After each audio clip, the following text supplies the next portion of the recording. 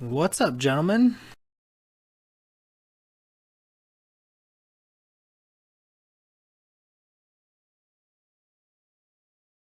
What up there, buddy? Just getting prepped for tomorrow, so I don't have to worry about as much shit when I'm waking up on like 4 hours of sleep. Good call.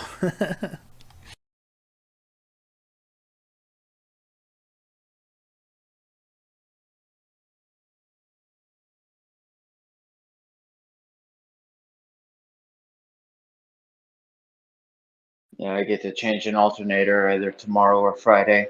So fun times. That does not sound like fun times. In what are you changing an alternator in? Are we talking like a minivan or are we talking like a diesel truck?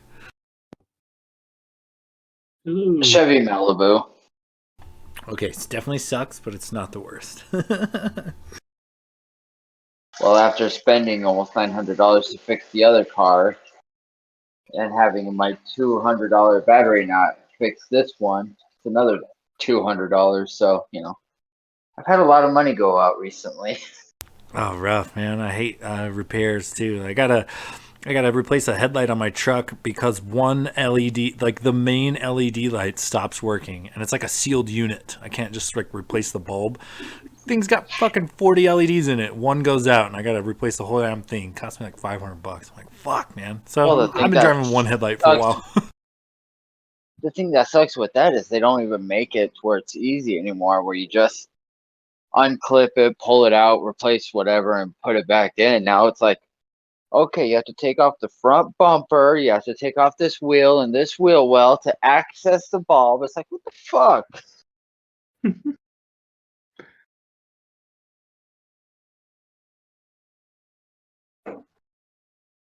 Okay, so everybody's here, I guess. So we just Will's gonna pop in later on. Then is that the plan? I think that's his game plan. He was up in Augusta. I don't know what time he left or is leaving there, but it's like an hour and 15 from his place. So I'm guessing that he'll probably pop in. I'm staying optimistic that he will pop in late, but we'll just catch him up whenever he gets in, and I'll do what I normally do and take thorough notes so he can kind of figure it out from there. Okay, cool. Wow, above a 10. That's a record. I was just thinking that. I was like, holy shit, that's the first time in I think almost 2 months that I've rolled above a 10. In Avray, anyway. And of course, it's not a campaign. You know? Fucking killing me, man.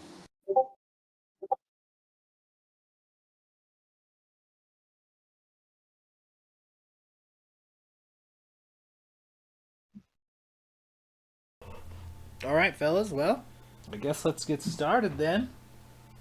Let me grab my book here. Well, once again, we start in a familiar place. The river kind of bends, and the road is nearby. And you guys are chilling in a park, with just outside the city of Varkenbluff, kind of enjoying the nice sunny day. This takes place roughly about a week or so after your last heist, and it is roughly about noon. And as you guys are kind of leisurely hanging about, you see a familiar sight.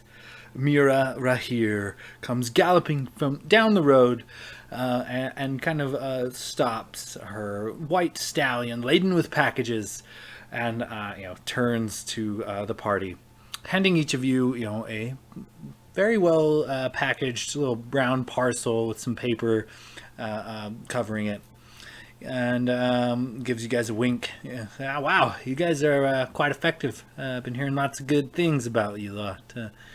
Keep up the good work, I suppose. And with a smile, she turns and hands an envelope containing a key to Lavore.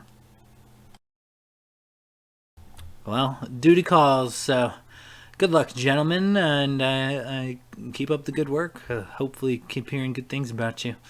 She smiles, climbs back in the saddle, and with a click and a quick shifting of her feet, the horse is off again, clopping in the direction of the city of Varkenbluff.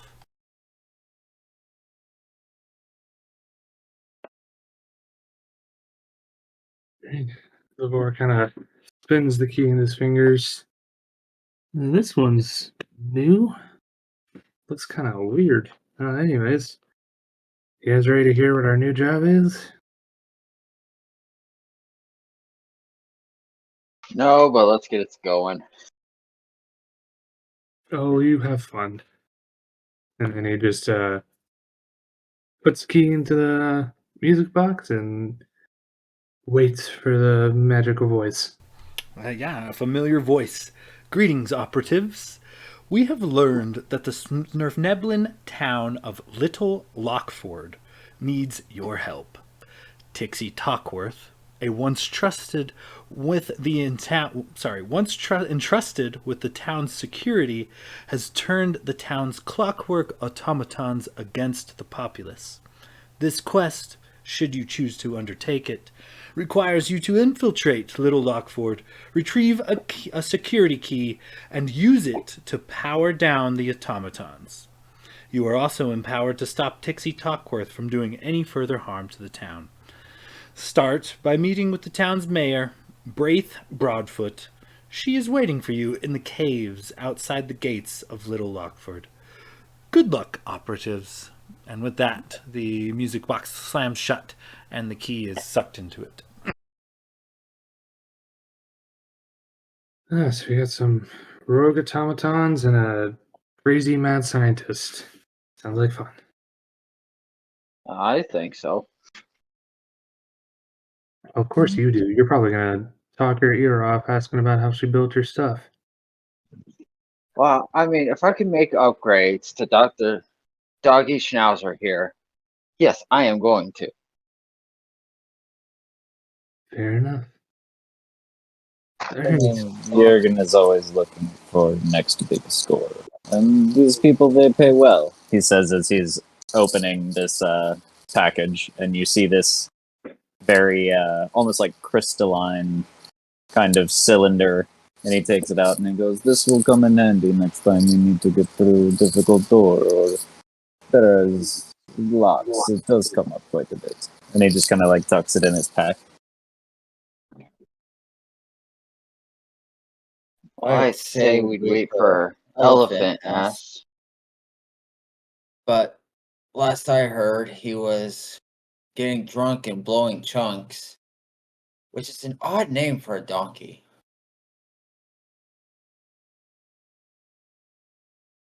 Lavore just puts his head in his hand and just busts out laughing. Oh, again, I don't think they meant that kind of blowing, but you know what? Let's just go with that story. I like that one better. Jurgen finds this very funny. And who knows, maybe Lavendro finally grown his hair back out and no longer looks like a shaved poodle.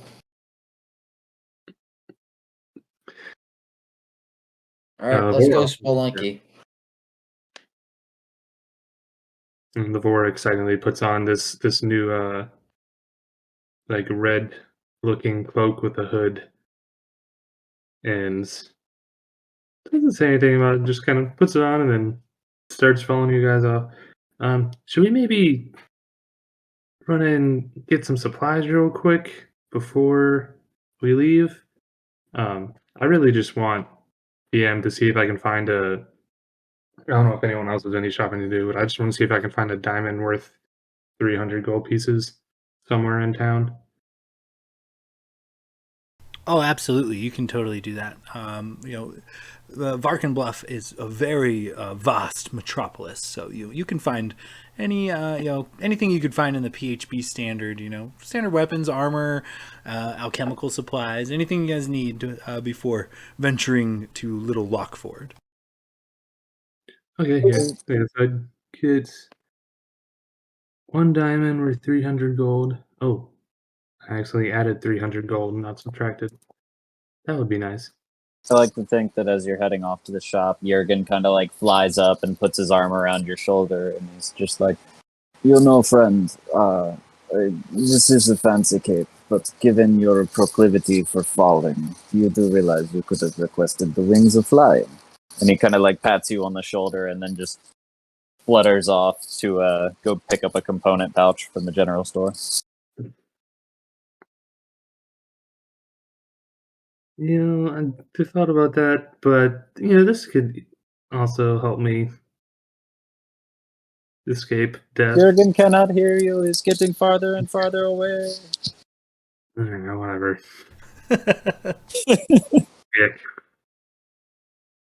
DM, just as a heads up, I picked up 2 pearls worth 100 gold each for the spell Identify. I could cast that twice. And for my Artificer infusions, I did Enhanced Defense for a +1 to AC. And I replicated a magic item for a Wand of Secrets. So I'll have that on me.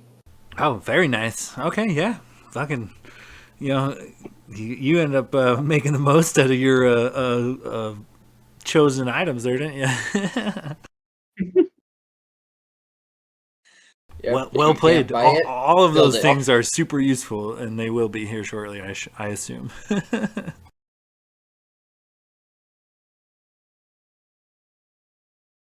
Okay, so you guys kind of spend a bit. It is just roughly noonish or so when this info arrives. So you spend an hour or so getting in and around Varkenbluff, picking up supplies and things.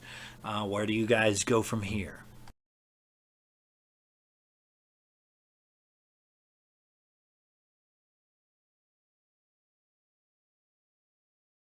I assume we'd be making our way straight to go speak to the mayor. If everybody's done shopping anyway. Okay, just making sure everybody's got their resupplying run out of the way. So you guys head in the direction of Little Lockford. You've seen it on kind of street signs around in kind of the area of where the park you guys kind of seem to constantly meet your handler at, and you kind of venture a little bit down the road, maybe a mile, maybe 2, and following the road signs, they eventually lead you to a massive cave mouth, and right next to it says Little Lockford with an arrow pointing in. And as you kind of look in, every 100 or so yards, you see like a torch mounted on the wall, kind of blazing with light. But essentially what you enter in this cave is a long sloping downward spiral type of situation.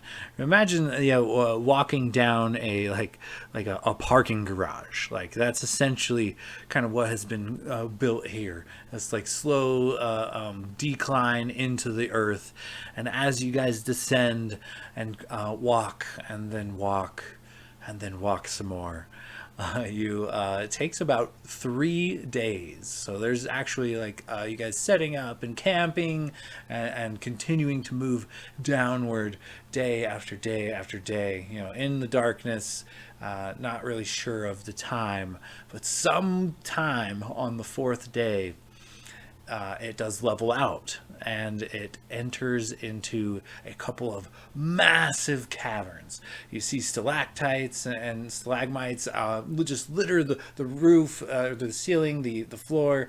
See the rough edges of these massive kind of bulbous caverns.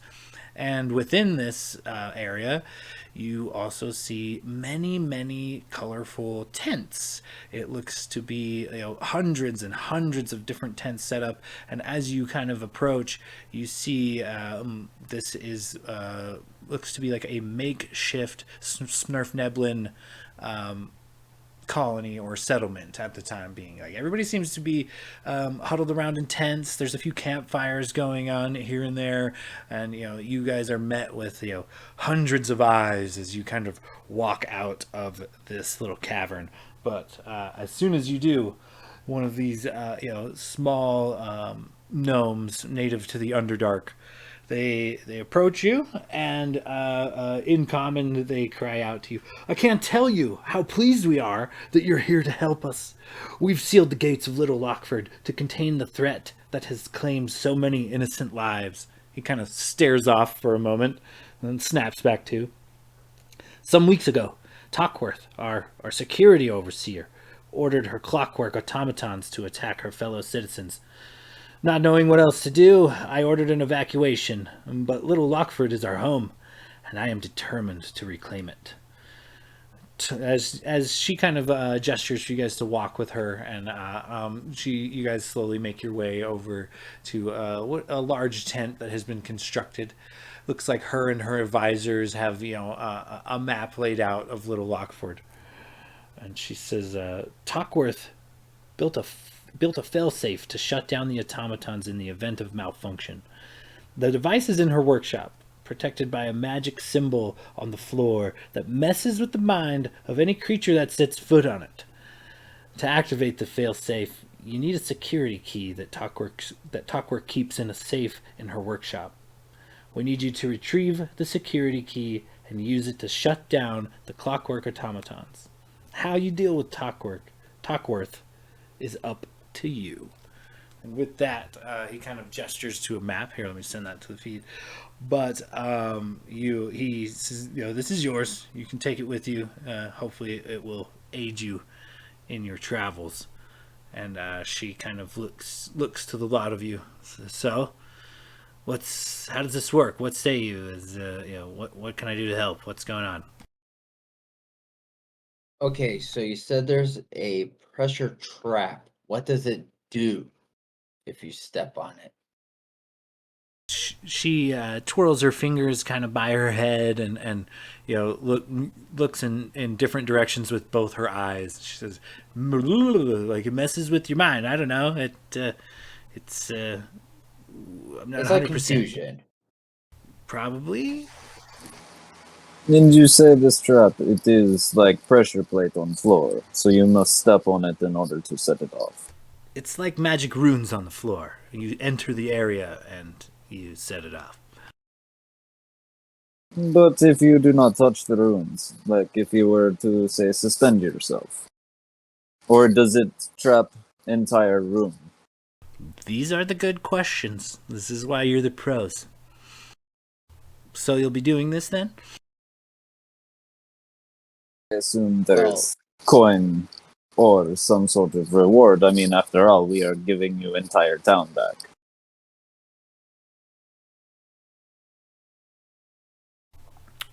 Yeah, there's a reward. I mean, we went from a town of 2,500 to a town of 1,200 refugees. So forgive us for not being the most wealthy at the moment, but we have assembled a few things that we think would be appropriate payment for this type of endeavor." And she gives a nod to one of her advisors, who goes and gets like a little box out of the corner, and he empties it onto the table in the room, and you immediately see a ruby ring worth upwards of 5,000 gold pieces.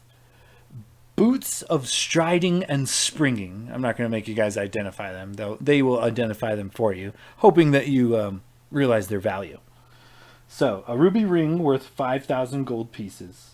Boots of striding and springing. A drift globe.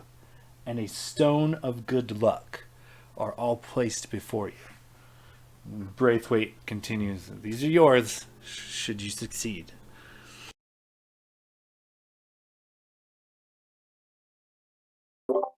Lavore kind of like Scrooge McDuck sees dollar signs, like his eyes turn into dollar signs.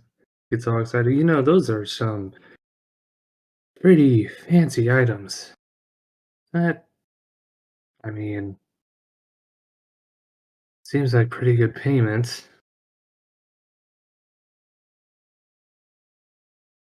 Jurgen does apologize for being so blunt. You must understand that we are very good at what we do, and quite frankly, we put ourselves at great risk to achieve these goals for people. So we do thank you for showing us the reward upon completion.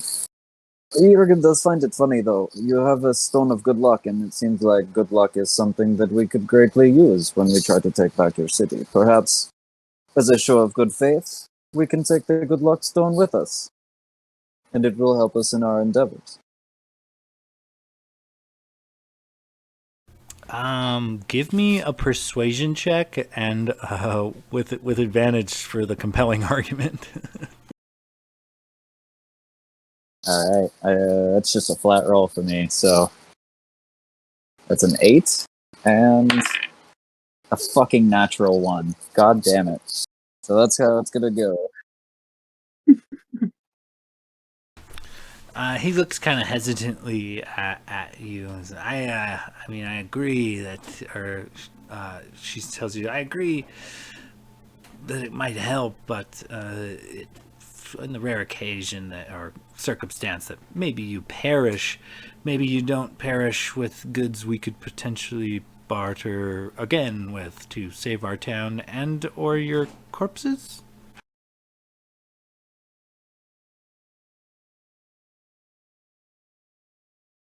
All right, so you wrote on your map here that there's a jail and the prisoners were counted. Who do you have locked up? Like, what type of people?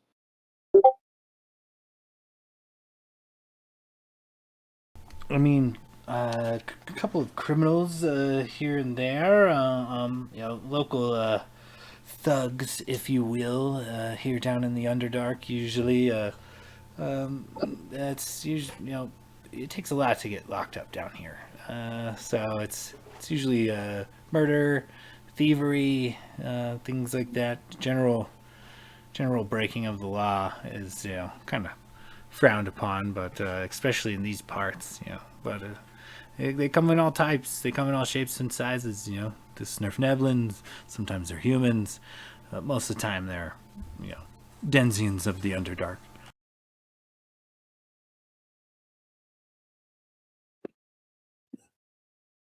And also, I noticed as well next to that in the infirmary, it says there's more serious first aid and stuff, but at your own risk. Do you have information that area is especially dangerous? Not in particularly. I mean, what Tockworth has done with the town at this point, we're unsure. I mean, she attacked we lost a lot of militia in the process, and we just don't really know what's going on over there. Like, there's certain parts of the town we can at least see occasionally, but that's what she has going on over there, we don't really know. She's pulled the bridges you see in between connecting each of the sectors, is draping underneath that about 150 feet is magma, just straight lava, and the bridges are all tinkered upon in such a way that they could be retracted, and some of them have been, and it's made it kind of difficult to actually get eyes in the area. But yeah, I mean, we evacuated the city in such a hurry that much was left behind, including possibly people. So please keep your eye out for any of our fellow citizens that you may be able to maybe lend a hand to. There still may be people trapped. We've sealed the gates to the city so the automatons cannot escape, but that's about as good as we have done. Now, I see the Did you know turrets they? below. Can you show us that it works?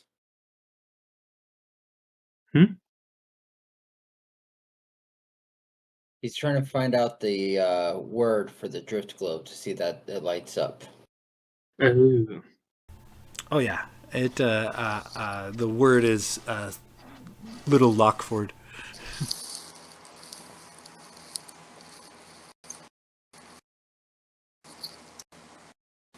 And this key that it goes to the override.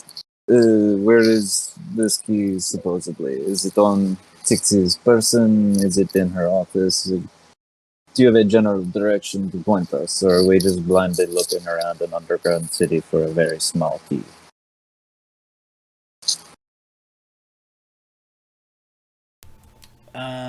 She kind of thinks for a moment, and she says, the usually it would be on her or in her warehouse. There's a safe that contains a lot of her valuables on the upper floor of her warehouse, and we believe that the key we need to shut down the automatons may be there, but she also may be there or in the area. Jurgen adjusts his headband as he's looking at the map, and he says, "This warehouse you speak of, it is assumed that it is in the Cave Mouth district where it says there are beasties lurking around. Would you care to elaborate on what exactly these beasties are?" So the original use of the clockwork automatons was to keep kind of some of the beasties from the cave mouth at bay. It's a well fortified city, but it's kind of always under attack from the denizens of the Underdark, and so the automatons' original purpose was to keep the monsters at bay. And needless to say, they have stopped doing that. So there is, a few creatures here and there that tend to slither up and through the streets in that vicinity from the bowels of the Underdark. So there's no telling what exactly is in and around there, but with no automatons in the area to keep the general underground population at bay, you can rest assured there is likely creepy crawlies and creatures of some type in the area. It's one of the few areas of the city where the power seems to have been shut off. There is the street lamps don't work there for some reason, and it's very dark, and we can assume there's many creepy crawlies.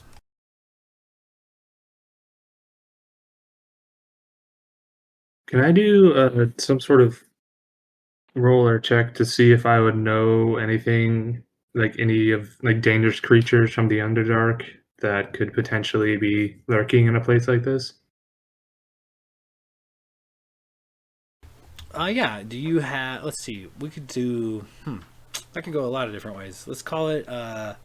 You can be a history check or like a survival check if you'd like. It can go either way.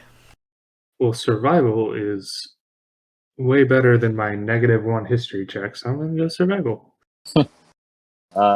If you'll allow it, Jurgen would love to make a history check. Why not? Oof, Absolutely, go that's for it. it's a 12 for me. That's a nat 20 for me for a 24. Shit. It's redemption from my terrible fucking persuasion checks. So Lavore just kind of like elbows um, Jurgen. It's like, yeah, so I'm pretty sure there's probably some like really nasty poisonous frogs in the Underdark that we would do best to avoid. So we might, just want to be careful. I'll give you a heads up. You know, it's nasty toads.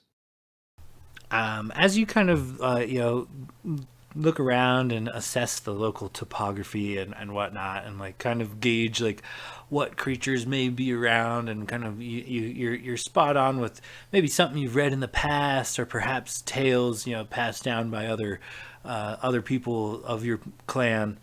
But you do get a good sense of that there are things called gricks, and there are things called dark mantles that would be lurking in and around the immediate area. It looks like it would be good terrain for these types of creatures, But aside from those two in particular, there is actually a very wide array of creatures that could be lurking in the Underdark. And so, you're looking at a peek behind the screen.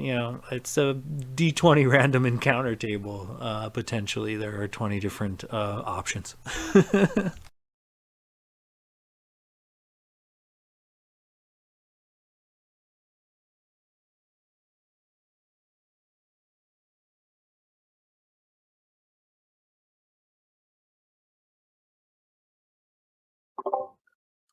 All right, well, let's see. I mean, we got this nice fancy map. We got our reward incentive. I mean, I feel like our first move, no matter what, we're gonna have to go to the power station, right? To get the bridges back up and running so we can cross to where we need to go. So, I mean, I think that's on like probably step one at least. I feel like if we start extending the bridges, it will be a dead giveaway of our presence. Perhaps we make a play for the warehouses and see if we can locate the safe with the key and some of her valuables first. And then it would appear that there is a slag line with buckets that can hold many people. So perhaps we take the slag line. It seems to follow the path pretty much around the entire city, so we could move with relative stealth. Gotcha. Yeah.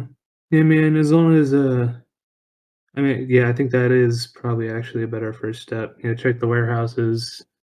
If it's not in the warehouses, then it's probably in the Overlook because that's where her, you know, quote unquote headquarters. It's where she's set up. So if it's on her and she's there, or we can just ride the slag line around to the power station, turn on the bridge, and then, or find some other way to the Overlook. Yeah, no, that's a good idea because then we don't start setting off any alarms by launching these bridges out. Braithwaite, or the mayor, kind of throws in. She says, "Well, the clockwork automatons they patrol the city, and they do it kind of without rhyme or reason. Sometimes it seems very random, but then sometimes they pull patrols, and they're assisted by these other type of automatons. They're small. They're orb-like, roughly the size of an apple, maybe an orange, and they have small propellers, and they fly quite swiftly. They have many crystals on them that I think allow insight of some kind. They like spy for the other automatons. And these smaller ones, though few in number, are quite fast and effective. But by our count, our calculations, we're looking at something like between 20 and 30 automatons still in function." Okay. Yeah, we don't want to have to fight all of those. That would not be good. While she's distracted, Serban's going to try and steal the drift globe. Say that one more time. Sorry. I said, while she's distracted talking to them, Serban's going to try and steal the drift globe. Okay, give me a sleight of hand.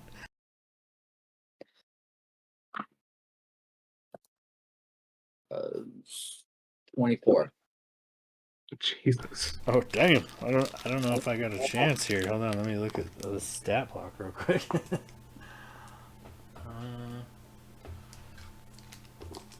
Even with a natty 19, it only comes out to a 21. For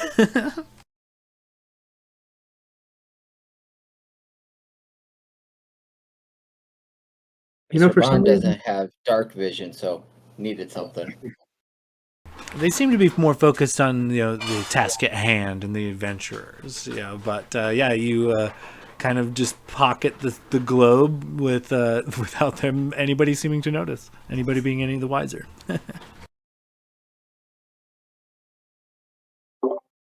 For some reason, I always pictured a drift globe being like cute, like the size of a globe, or like a bowling ball. Apparently, they're only like 6 inches in diameter. I was like, how are you gonna just like shove a bowling ball into your coat pocket? But yeah, apparently not. I They're picture small. them like those little globes that David Bowie has in the Labyrinth, where he's like, Oh. Um, as the mayor and the advisors kind of look to the map and things, and they're just kind of chatting amongst themselves. You do notice that one of these Snurfneblin, one of these deep gnomes, is looks like he carries a bit of rank. His uniform's a bit different, but he is fucked up. Like he is like one arm is in a sling. He's got a black eye, clearly a broken nose, and a bit of a limp as he kind of makes his way around the room. And the mayor kind of turns to you lot and says, "Well, is there anything else we could help you with? Like what do we do from here? How could we assist you? We could get you in the gate, obviously, but you're kind of on your own from there. But we left in a haste. We evacuated quickly as we could, so a lot of stuff got left behind, including in my office. If you can make your way to my office, there's a handful of probably useful items under my desk, a couple health potions and things like that. So my office is a lot closer than the infirmary. So if you need things like that, you could probably just get it from the town hall." Lavore like slowly raises his hand, and looks at the mayor. Question, real quick. What the fuck happened to that guy? And points at the guy who looks like he just had a really, really bad day. That's my sergeant, and he was leading charge and helped save many of the people you see here in this cavern. And there's clockwork automatons are no joke. They're shaped like large hounds, and he destroyed a handful of them, but he lost pretty much the entire militia while doing so. Oh, I'm very sorry for your loss. Um, Anyways, yeah, I think we got a rough plan set out, so we really just need someone to guide us in the right direction once we're ready to go. But I think we're just gonna discuss among ourselves really quickly and figure out our best course of action, and then we'll be ready to go for save your town. Well, let us know if there's anything we can do to help. We're still planning other efforts here. You're welcome to share the tent, but this is kind of HQ for our unofficial refugee camp. So you're welcome to plot with us, but if you need somewhere private, you'll have to go find it.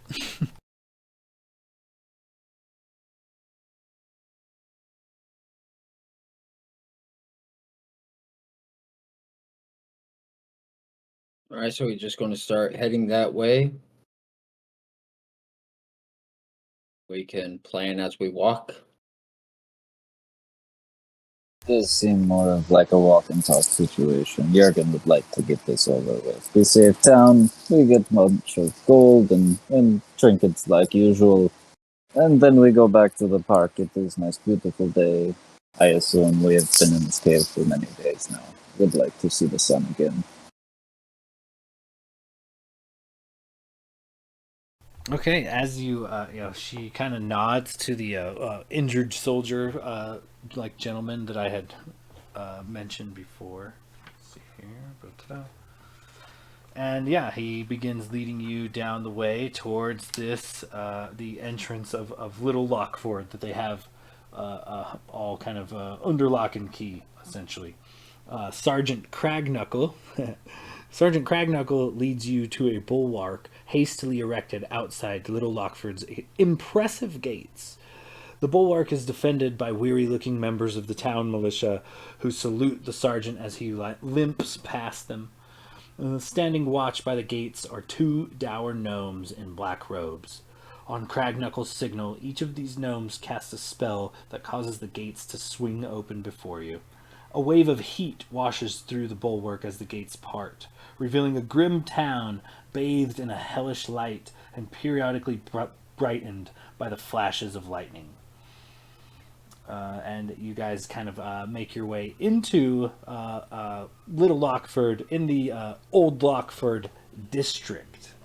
And as you kind of make your way into this district, what do you guys do from here?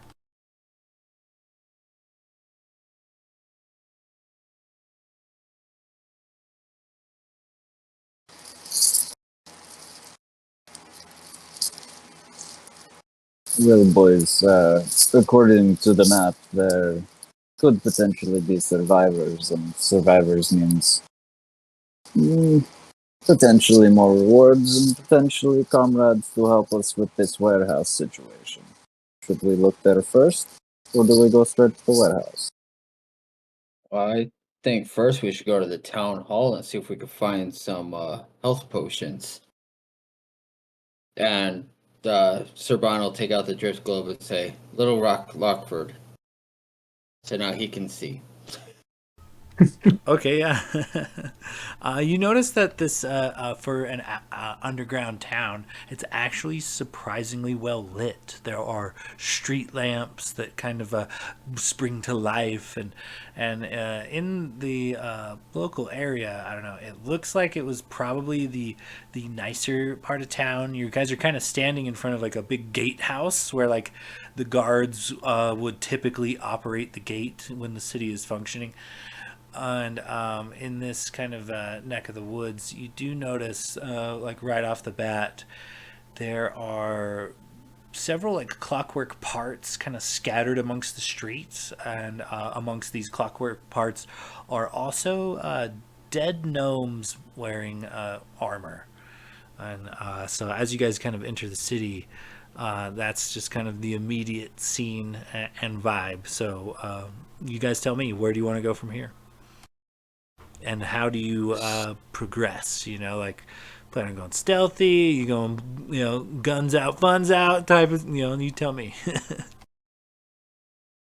Sir Bon's going to lay out his portable hole and just push in some of the Clockworks items. Okay, yeah, for sure. You get several pounds worth of clockwork items.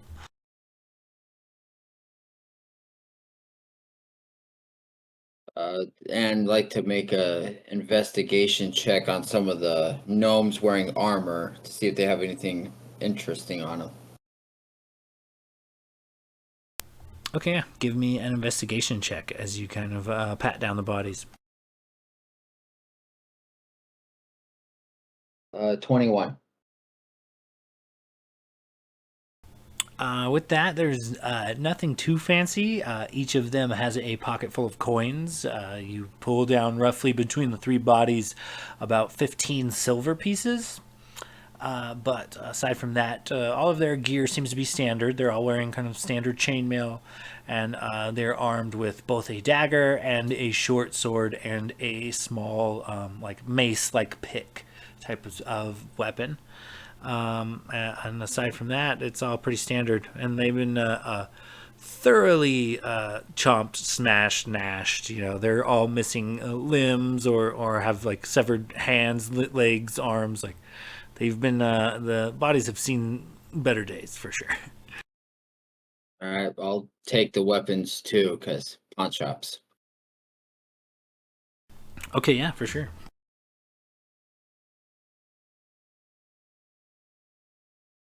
All right, so do you guys think we should go find these health potions and then figure out south or east from there?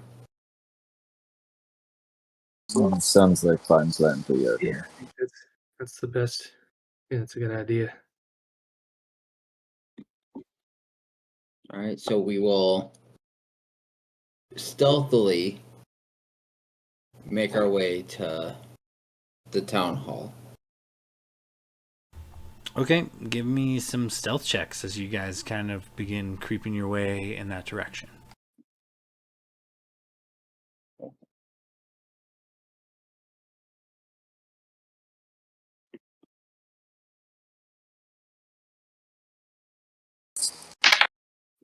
Ooh, 21 for Jurgen. A 13 for Serban. It's a 9. So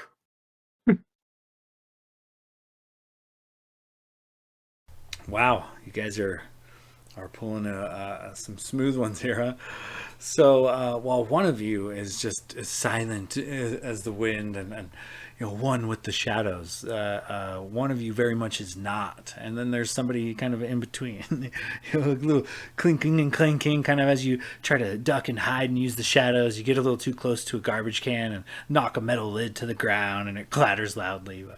As you guys kind of scramble about and make your way towards this the hall. Let's see here. Sorry. Okay.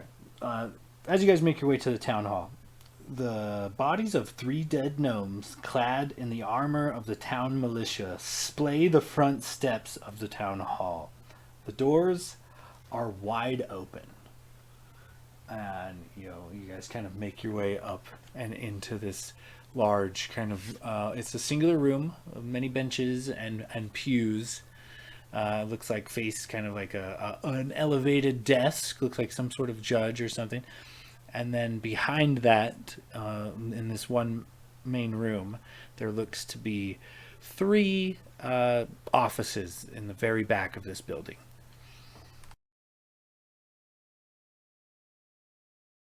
Upon entering, Serban is going to ritually cast Detect Magic on his glasses.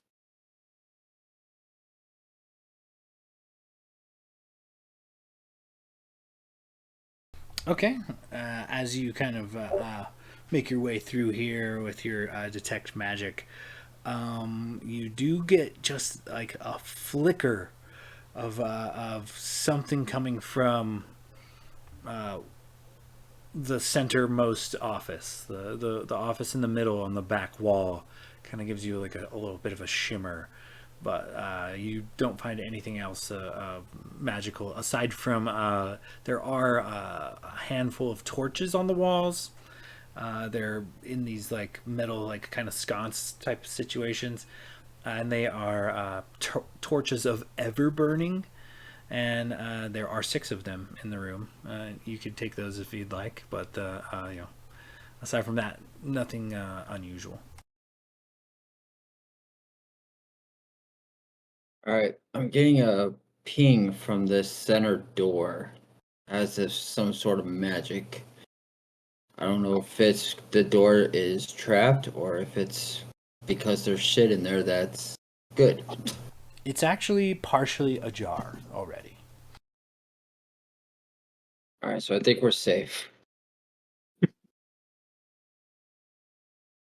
I'll make that one. Lavora would go to the left side door as Serban investigates the center room or center office. Okay. Jurgen will keep watching the hallway. All right, duly noted. So as you kind of creep in there, Lavore, you kind of peek through this already partially open door, and it looks like everything's destroyed. It looks like there probably was a desk and some file cabinets in here. It's now like fractured and splintered wood, and the file cabinets have been destroyed. There's papers strewn everywhere. And for sure a gnomish body in the center of this room. Oof. Yeah, Lavora's just gonna kind of creep in and check out, see, like investigate the body, See if you can find anything interesting. Okay, give me an investigation check. Sir Bon, what do you do about this center room here? As I approach the center room, you said it's already slightly ajar, correct? Correct. All three of these office doors are slightly ajar already.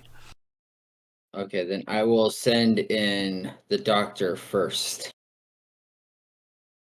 Your automaton kind of waddles in, happily wagging his tail, kind of pushes the door the rest of the way open and waddles in and, looks around and, it looks kind of untidy, but not absolutely destroyed like nearby other rooms.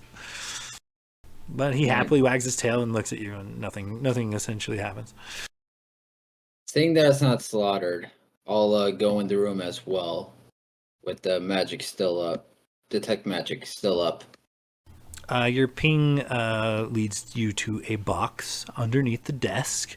This is clearly the mayor's desk. And as you Checking for traps. Okay, give me an investigation check. What was your investigation check, Lavore? That was 18. As you kind of make your way through this tore up room, you can clearly see what look to be dog prints. It looks like bloody dog prints in a lot of the paperwork here. But aside from that, you kind of investigate the room and pat the body down. You come across 8 silver pieces that was on this particular individual, and that's it. Nothing too fancy. A 23 for Serban. Okay, so with a 23, you do find that it is not trapped nor locked, and you flip the lid on this little box, and it seems to be full of a lot of potions. As you kind of look into this box, you retrieve 4 potions of healing, 2 flasks of alchemist fire, and 1 use of the dust of disappearance in a small packet.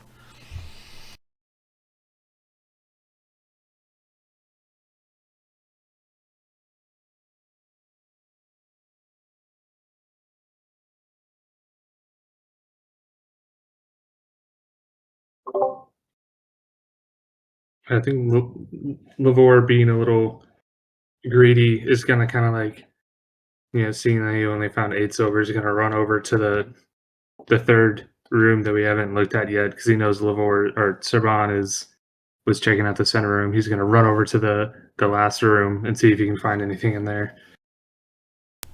As you push the door open, the room, except for several filing cabinets, seems to be empty. You can go ahead and give me an investigation check if you'd like. Oof, that's only an 11. As you kind of go through the room, you don't find anything of particular value. Just some clerical notes on things, a little bit of information on, structures in town and zoning codes, stuff like that, proper, things you'd expect to find at town hall. Oh, this is boring. While still in the room, Serban is going to expend a charge for his Wand of Secrets. And as the wand kind of spins about in your hand, it comes back to its original resting place. Nothing particularly secret in the immediate area. This room is clean.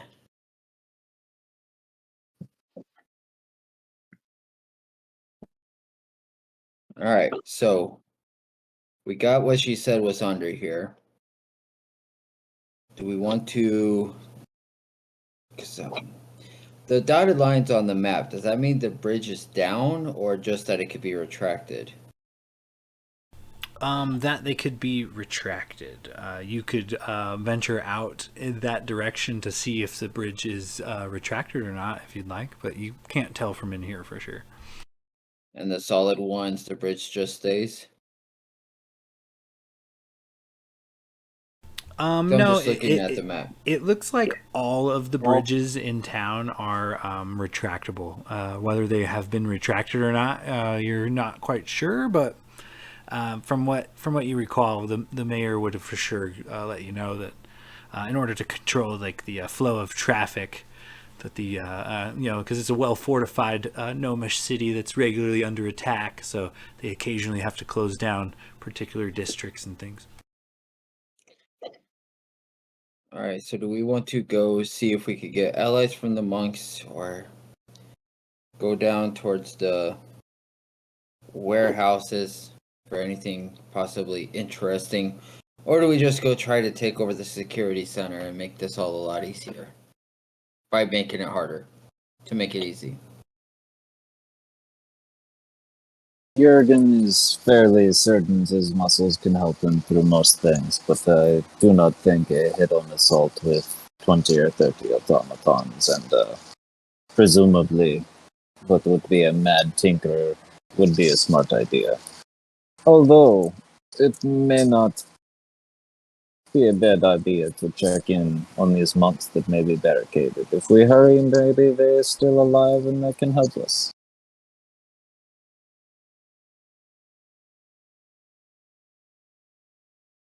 Yeah, I mean, never hurts to have more help. Or maybe inside eyes, maybe they know what's going on with these automatons, and if they take, like, if they're, because the mayor wasn't too sure. He said, like, sometimes they're random, sometimes they're specific patrols. Maybe the monks will have a better idea of how they move around or when they move around.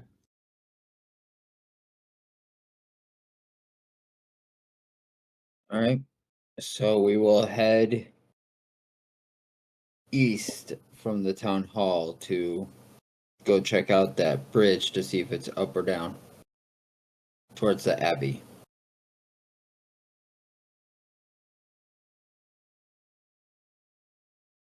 Okay, as you kind of make your way in that direction, you notice that the bridge to what they call the halfway aisle is actually down. So you guys are able to cross if you so chose. So, however, you do kind of see that crossing the bridge does kind of put you guys in a situation where there is no cover to hide. You will for sure be out in the open as you cross this bridge.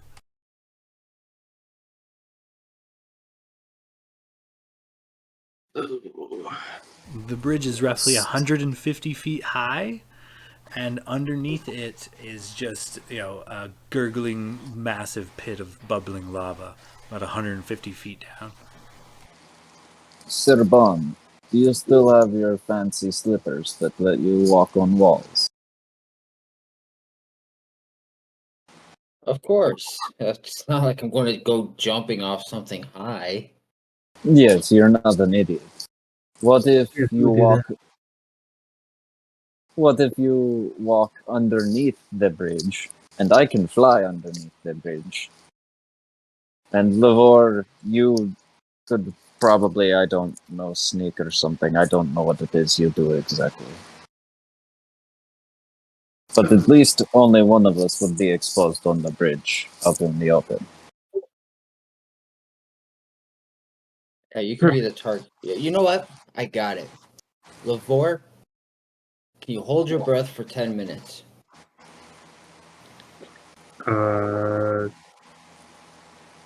What is it's Constitution, I think?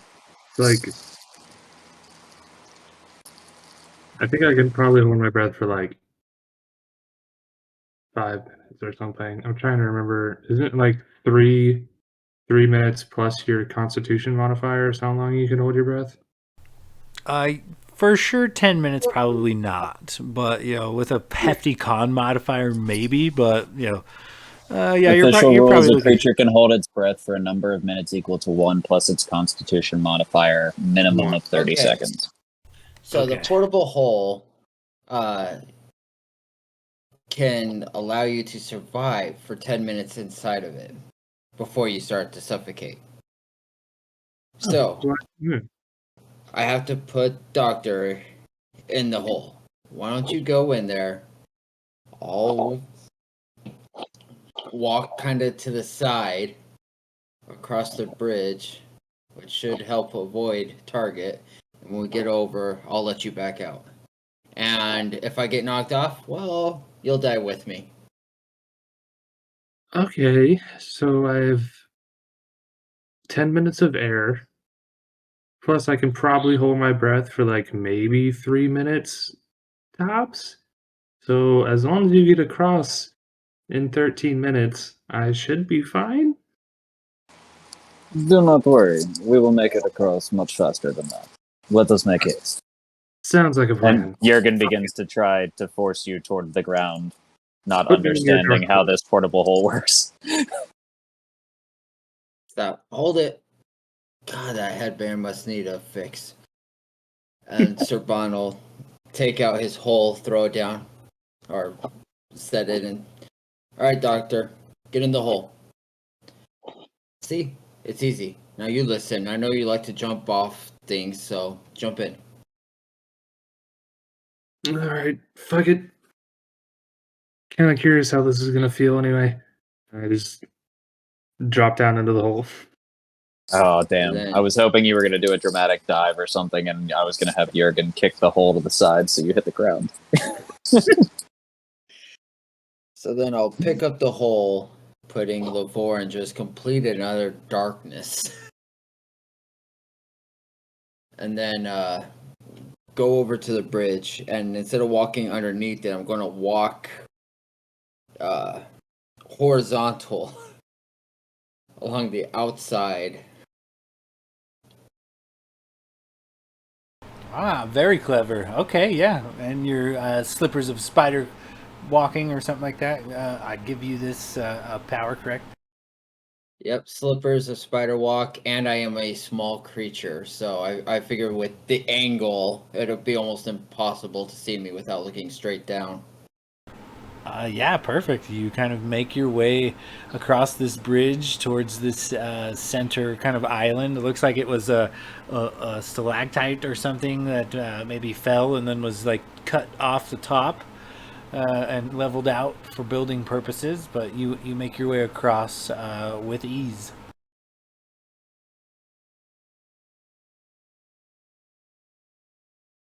This was excellent idea. I think we performed that very well. Perhaps you should let him back out of your hole, though. I'm sure he Oh. is scared. We have a minute. It is your choice. Let us make haste to the abbey. Yeah, as you guys kind of get to the other side of this bridge, next to the road stands a squat stone building capped with a stone dome. The building's entrance is a double door carved to resemble interlocking hands, and centered above the doorway is a golden pick with a short handle. And yeah, that's kind of where you guys are now. All right, as we get close to the building, I'll find a shadowy spot, and I'll lay the hole back out. All right, come on, Doctor. And I guess you too, Lavore.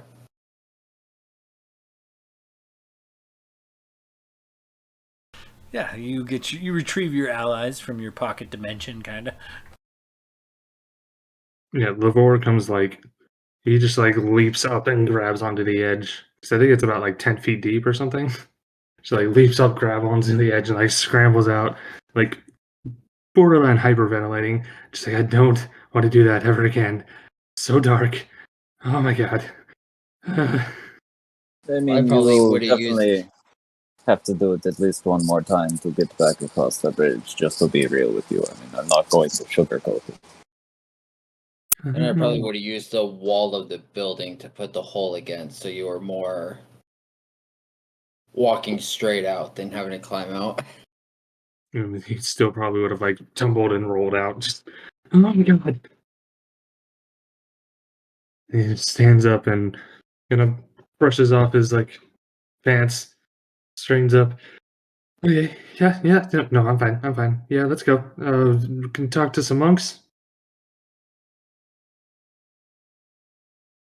Yeah, I mean, you could just jump next time, I guess. Get shot, fall into lava. Might hurt a little bit more than ice. But no, you're right. Never gonna hear.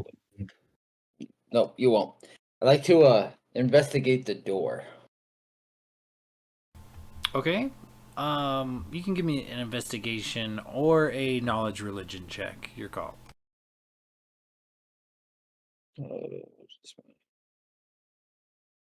My religion's not bad, but I got the proficiency with investigation.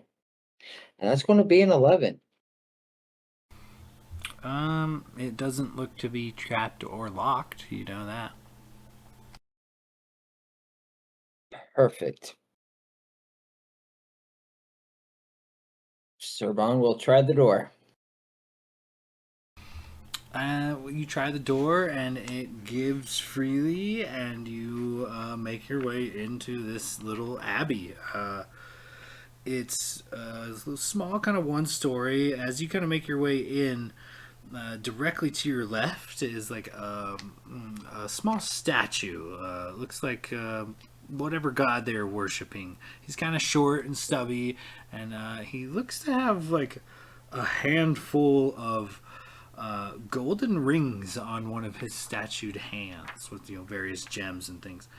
Aside from that, it is kind of looks like the altar and like benches situation.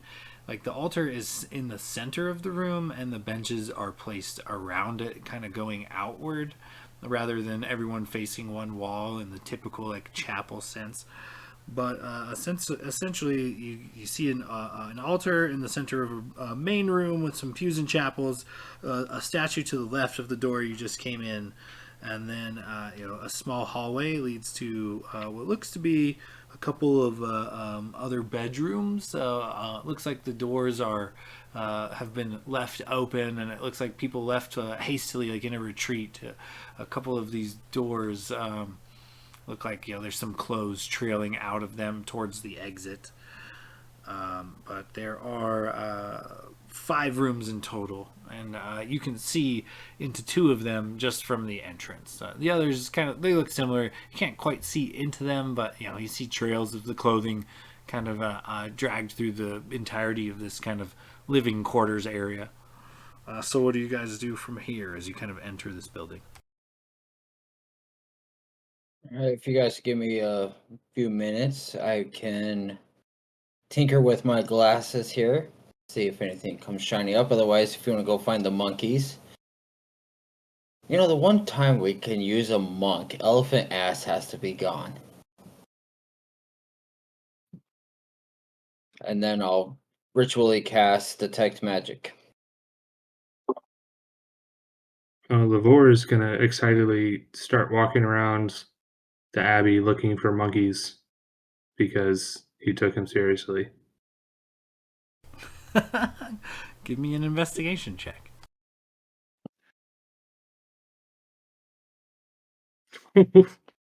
That's another 18. Swear to God, I better find a monkey. So you kind of round the corner and you go looking into some of these rooms. They look small, simple, humble rooms of like these monks.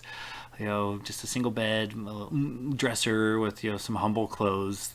All of it looks scattered about, like maybe it's been rummaged through or somebody packed hastily. And as you enter, one of these rooms, you see something furry sitting on the bed, curled up.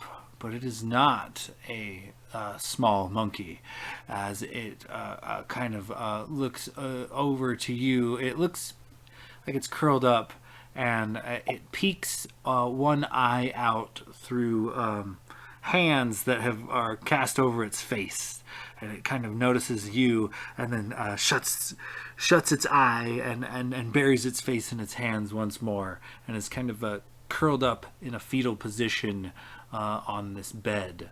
And there's a very large humanoid creature that seems to be covered in fur. And you notice a set of manacles on both his hands and his feet.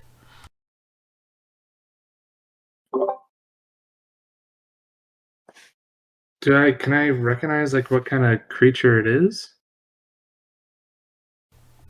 Yeah, I'd say give me a basic intelligence check, not a high DC. DC 10 to Jesus. identify this creature.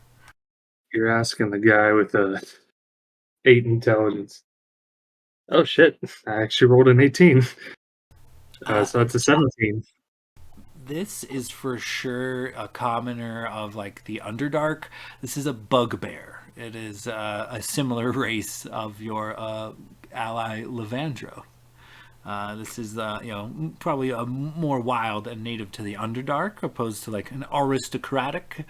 But yeah, he's got this mangy fur. He is very large, and he is manacled by both hands and feet, and looks to be attempting to hide from you, but very poorly. Um, can I like slowly walk in, kind of like my hands up, like kind of like bent over a little bit to like make myself smaller, trying to be like not aggressive, make myself look friendly, and just be like, "Hey, are you okay?" As you kind of creep into the room, the door slams behind you, and there is a small goblin standing there in the space behind the door. His manacled hands and feet in front of him, and kind of wearing rags similar to this guy. He slams the door in and says, "Whoa, hey!" And just starts going off in some random language. What languages do you speak? Probably not what he's speaking. Common, Elvish, and Sylvan. Yeah, you're unsure as to what he's saying, but whatever he says rises this bugbear off of the bench, and he is massive and towering over you, and he kind of just cracks his neck both ways, pop, pop, pop, pop, and then just looks down to you as this little goblin is pointing his finger in your chest and garbling in some language you don't quite understand. Oh At shit! roughly the same time, in the other room, Serban, when you cast Detect Magic, you get like this faint trace, and it seems to be moving fast and all around you. It's in the walls somehow. You see something, maybe the size of a magical item, maybe a potion or a scroll or something, but then it moves, it shifts, it shifts from one wall to the next, and then back again, sometimes up to the top, over the top of you in this room, kind of glides over the ceiling. Then as you kind of look around, this whatever this magical entity that you can detect is literally circling the room with you inside of it. It looks like some, you're getting this image from basically inside the wall, and something is moving very fast. Am I able to get an idea of what type of magic I'm picking up? I think so. Yeah, give me an Arcana check. I'll give you the basics no matter what, but we'll see what you roll.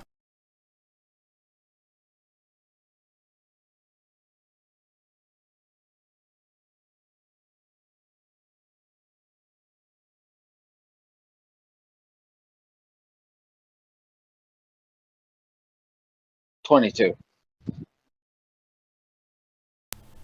So you are detecting a couple of things.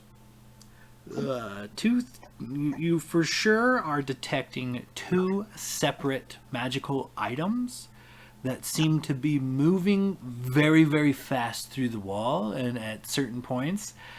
Aside from that, you detect also what appears to be, the remnants of an active spell. You're not sure what spell it is, but there is an active spell actively working on these walls currently right now. And so he'll look to Jurgen. All right, there's somebody in these walls, and they are moving quickly. Should find Lavore, because we don't want to be caught single-handed, and he's stupid enough to get caught on his own. This is a fair point. We should find him very quick. I think if we do not find the monks soon, we get the fuck out of here. We get to the warehouse. We've got to make this quick. The longer we spend in the city, the bigger chance we have of being caught by these automatons. And I do not think that we want to fight them head on. Their muscles are big, but they can only handle so much. Did you see where he went? I assume that we would have seen where he went, right? We all entered the yeah, I abbey mean, together. aside from this actual like worship hall, there is only like a small hallway with several like modest rooms, and he did go and inspect these rooms. Heard. And yeah, since we're like down in the city now, Jurgen will draw his short swords and just kind of be like hovering 5 feet off the ground, just kind of silently making his way through. But he'll head in the direction of where he saw Lavore go. Okay, I want you to give me a perception check as you head that way. Lavore, I want you to give me an athletics check. Oh no. Yeah, I've got a -1 perception because wisdom's my dump stat. 11. As you're kind of creeping down this hallway, you notice that all of the doors are somewhat ajar, except for one, right in the middle. What did you roll, Lavore? 16. With that, Jurgen, as you're kind of going down this hallway, you hear a ruckus kind of break out. You hear, it looks like a loud, deep slam once, twice, a third time, some garbled language, and you open the door, and you see a bugbear and a goblin in the process of trying to restrain Lavore, who is putting up a hell of a fight, keeping both of them currently at bay. But these two individuals look to be actively trying to bind Lavore. Looks like they have shredded a sheet into some sort of filament and have tried to kind of like tie up Lavore, and he's putting up a hell of a fight. Jurgen would just brandish his swords and kind of like rise up to eye level with the bugbear and just be like, no, fellas, I do not think that is the smartest move that you could make right now. I suggest you put my friend down, or I will turn your insides out. They comply. They set down Lavore, and especially if you brandish weapons, they both put their hands up to show like that they not only that they surrender, but they are also unarmed, and they kind of slink back into this like little bedroom. Whew.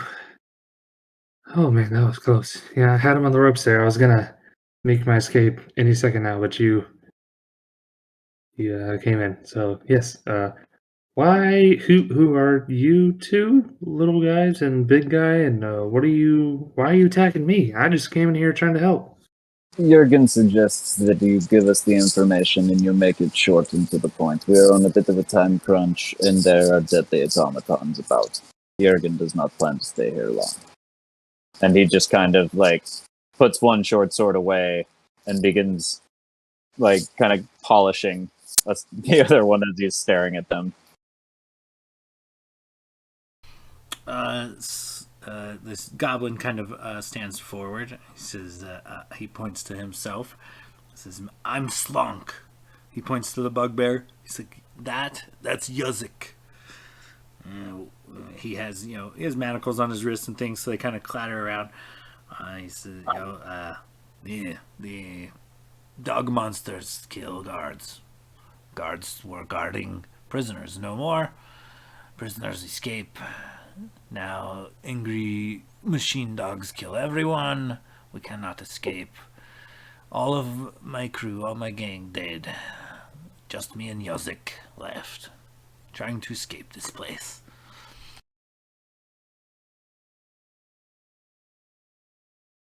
Oh, so you're the prisoners or criminals we heard about. Okay. Um, Criminal or not, nobody deserves to be disemboweled by automatons ran by a mad scientist. So it is your lucky day. Jurgen thinks that you deserve second chance to be better people.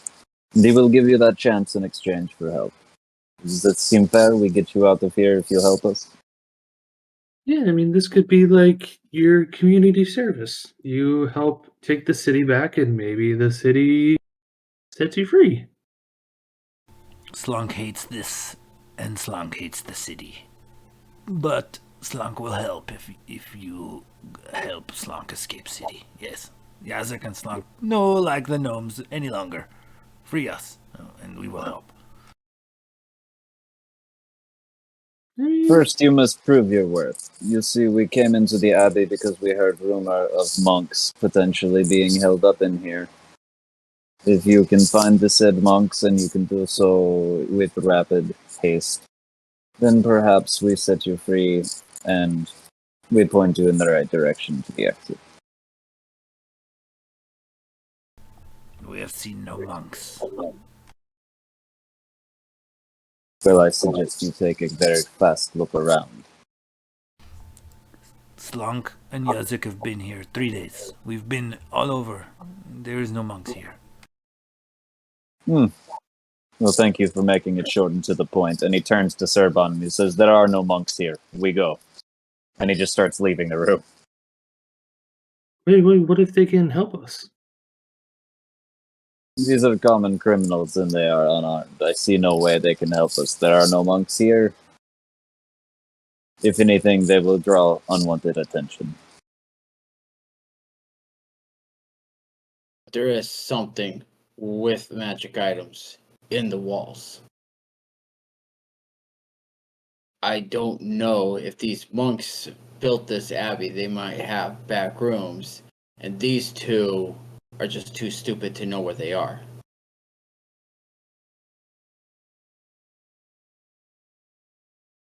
Well, Sir Bond will just use another charge of his Wand of Secrets. It kind of spins about in your hand briefly, but doesn't reveal anything you don't already know. Okay, whoever's in the wall, we're going to go, save the day. You can stay and suffer and die, I guess. As you say that, all of the movement isolates. It moves to one spot and it stays there. And before your eyes, you see a deep gnome who steps out of the wall and kind of looks both ways, but then kind of looks to you. He says, You have come to help us? You have come to help the monks escape finally. I am all that is left. I came back to see if there were any more survivors, but could not now escape myself. We got everyone out we could, but I've been stuck here for some time. By the time I made it back here, I saw a couple of criminals making a run in the building. I don't think they saw me, but I cast a spell and melded into the wall. I've been hiding there for ever since. Yeah. It's been a few days. See, Jurgen, this is why you don't listen to goblins. They're idiots. Yes, we were hired to come down and put an end to this tomfoolery that's going on. What can you tell us about what's going on with recent news? My name's Kavoda. I've been hiding in here for 3 days. And aside from what those two idiots have been doing, I could not tell you. I have not gone outside. I've been in here since the automatons ripped apart my fellows. And I don't know. The fact that you're in here impresses me. I am very excited and happy. I'm sure the mayor has everything together.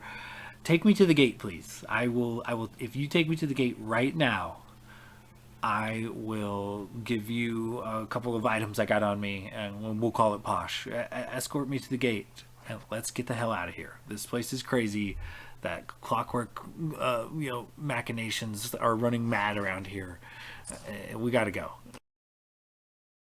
Surban, this seems like a fair deal. I mean, we get into safety, he gives us items, we have to pass back by the gatehouse area to get to the warehouses anyway.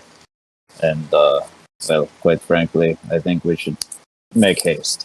So you should put everybody in your hole, and we will bring them to the gatehouse. Does this sound good to you?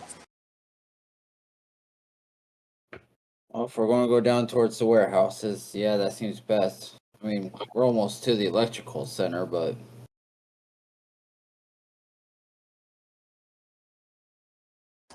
Well, if I'm not mistaken, we agreed that it does not behoove us to be changing the bridges if we do not even have the key, because it will alert them of our presence in the city. And the key is either in the overlook or potentially a second key in the warehouses. Unless you have a different plan for going to the northeast. no, plans suck. It's better to have goals. Our goal is to succeed. This is We've fair. planned. We always make good plans and then they fall apart very rapidly. Exactly. All right. Now, this is an expression I'm not going to use very often, but pull out the portable hole, lay it out. Everybody in my hole. Sorbonne, how many people can you fit in your hole at one time? This is a rather impressive trick. Well, let's see. It's 6 feet of diameter, so it's a gaping hole, and it's 10 feet deep, so it's a gaping hole that can hold a lot of people. That is one big hole. Let us make haste. And he just pushes the bugbear and the goblin into the hole. Okay, yeah. All right, Lavore, let's put your willpower to the test. Are you coming back in my hole? Oh man, I guess if I have to. Alright. Just head hang down, like kind of walk over to the hole and just drop down into Doggy, push him in. I'm going. With everybody in, I'll close up the hole and make my way back across the bridge the same way I got across. Okay. As you and Jurgen exit this building, you notice right away, as soon as you open the door and walk out, there are 3 large mechanical dogs, gears spinning and whirling, and they, while not paying particular attention to you at this very moment, are in the vicinity, and they look to one's digging through an old garbage can, another seems to be chewing on the remnants of a corpse that was left behind, and a third seems to be off kind of digging a hole somewhere. So you have I'll give you 1 round to tell me what you do in this situation. But as you go to leave this building, there are for sure 3 clockwork defenders standing just outside. All right, and they're right outside the building. Correct. They're they're spread a good distance apart from one another, but you're looking about 15 feet in any direction is leading you to one of these clockwork automatons. And did we notice any other... Is this like a building that literally had one entrance, no windows type thing? 1 entrance, no windows, and it is a very large set of double doors that look like hands caressing one another when they're closed. Gotcha. Okay.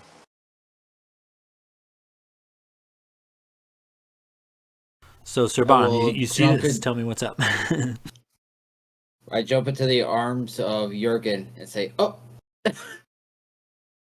Yeah, Jurgen will give him a firm nod and then pull a handful of ball bearings out. And as far as he could possibly throw them, chuck them in the opposite direction and get ready to take flight. Okay, let's see here. Go ahead and give me a sleight of hand check and a strength check as you grab this guy and take off. All right. Sleight of hand. Dirty 20. Very nice. And You then scatter just ball as- bearings from in dozens of directions with one fell swoop. And strength check is a +3. Would it be strength or athletics? This one will say, that's a good one. It could be either or. I'd say you're proficient in athletics, so let's roll with that. All right. That's a 24. Yeah, you snatch him up right under the armpits like it's nothing and take flight. So where do you go? Welcome to Air Jurgen. We hope you enjoy your flight today.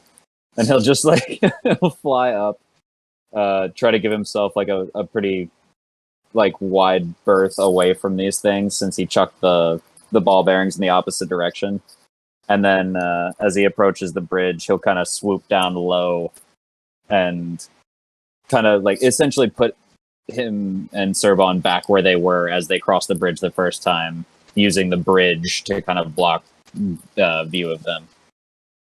Okay, great. As you guys kind of make your way back towards this little area that you were in before, the old neighborhood called Old Lockford, you do kind of make your way back to the gate.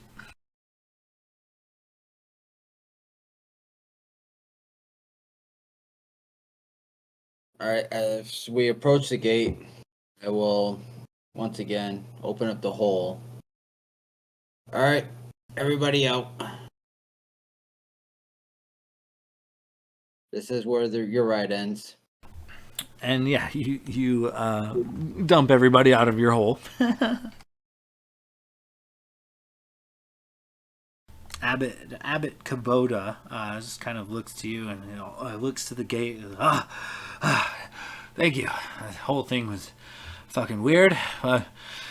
You pulled through. Thanks. Here, like I said, he hands you a spell scroll and a potion, and both kind of glimmering with arcane energy, and sprints for the gate and kind of starts banging on it. Dump, dump, dump, tap, tap, tap. Let me out. Let me out. Come on, let's roll. Let me out. The goblin and the bugbear kind of look to each other and then back to the gate and then back to you guys, and they kind of shrug. They don't necessarily want to go back, but it's better than getting eaten. Well, you can stay in the hole if you want. And when we get up to the surface, we'll let you out. Give me a deception check. Jurgen's right eyebrow raises a lot as he does the math on how long it's going to take us to get to the surface, knowing that they have about 10 minutes of air. And as it should be, that was a 4. They kind of shake their heads, put their hands up, and slowly begin backing towards the gate. The goblin kind of calls out, No, surface, no good. Sunshine. Sunshine's bad. No, we don't like it. See you around. Thanks now. They kind of slowly back towards the gate, which does open, and kind of a few militia soldiers kind of greet the monk and the prisoners accordingly. Monk man, Jurgen, what go potion ahead. and scroll is this? That's exactly what I was going to ask. He calls back to you and lets you know that is a spell scroll of magic weapon and a potion of hill giant strength.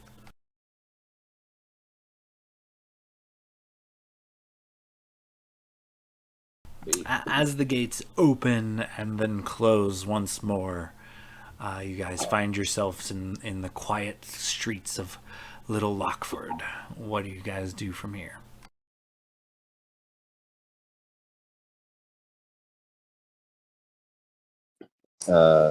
Well, before we go any further, Jurgen thinks it's probably best idea is that we divvy out these potions and items before we head into the next endeavor.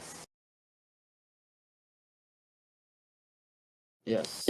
So I have a potion of hill giant strength, which I think should go to our weakest person.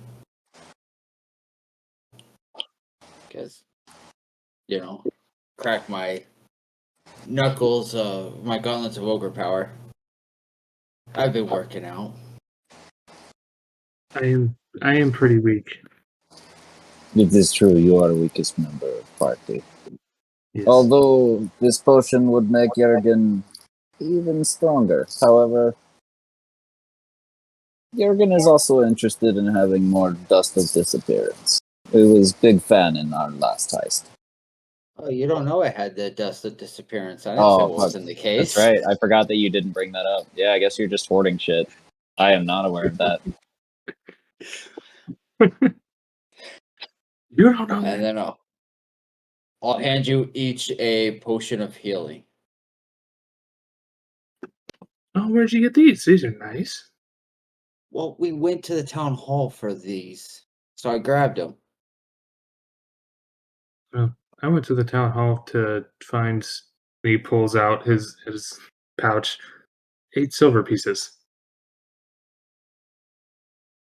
Congratulations. Thanks. He pockets the potion of healing. Anybody want some alchemist fire? Fire. I'll take fire. Jurgen will take a flask. It never hurts to have. Alright. Then I'll hand them each a flask of alchemist fire, since I still have 3 from a previous heist. The Duty boar noted. looks at it in his hands with a devious and dangerous look in his eye. Alright, let's start making our way down. Okay, so kind of back at the gate where you guys had started, kind of just outside this gatehouse. Where do you guys want to go from here? I believe our plan was to go to the warehouse district because they said that in the, I guess, the upstairs area of Tixie's warehouse, there's a safe with some valuables and maybe a key.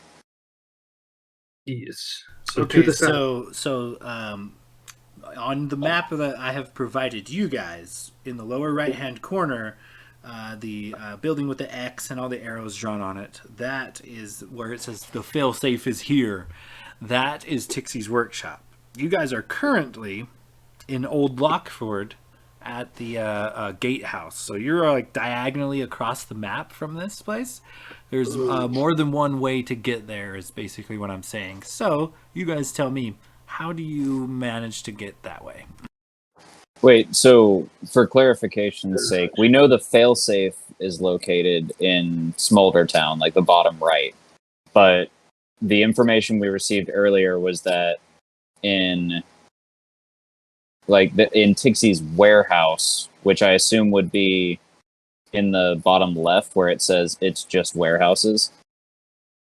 Or did we misunderstand that? There are a lot of warehouses in the Cave Mouth district, as it is kind of like where the mines and things are. So it's kind of where they store their resources and whatnot. But Tixie's warehouse in particular is the box with the red X at the lower right-hand corner. Yeah, I misunderstood that too. I thought the warehouse and the failsafe were in like 2 separate buildings. So the failsafe is on the first floor of Tixie's warehouse. Gotcha. And the second floor is where her Her safe is, correct. her safe and stuff. Okay. Okay, so that changes things. Yeah, I thought the same thing that her warehouse is. My bad. I might not have clarified that. No, it's you're okay. good. You're good. That just slightly changes how we get there. Jurgen suggests perhaps we ride this slag line. because it is big bucket that fit many people and would hide us. And we take the slag line down to the foundry, and then we attempt to sneak in and hopefully raid the safe and find key for failsafe. And if there's no safe there, we just have to find out where the fuck Tixie Tockworth is. I believe it is safe bet she is in the Overlook. So worst case scenario, we leave her warehouse, everybody gets in Serban's hole, and I fly us to the Overlook. That way we do not have to move the bridges, because that will alert them of our presence. Hate Serban's hole. Alright, fine. But this hole is very useful, despite your claustrophobia when inside of him. Or his hole, rather. And it's new, so it's very clean in there. He does take good care of his hole. You don't know what the bugbear did in there.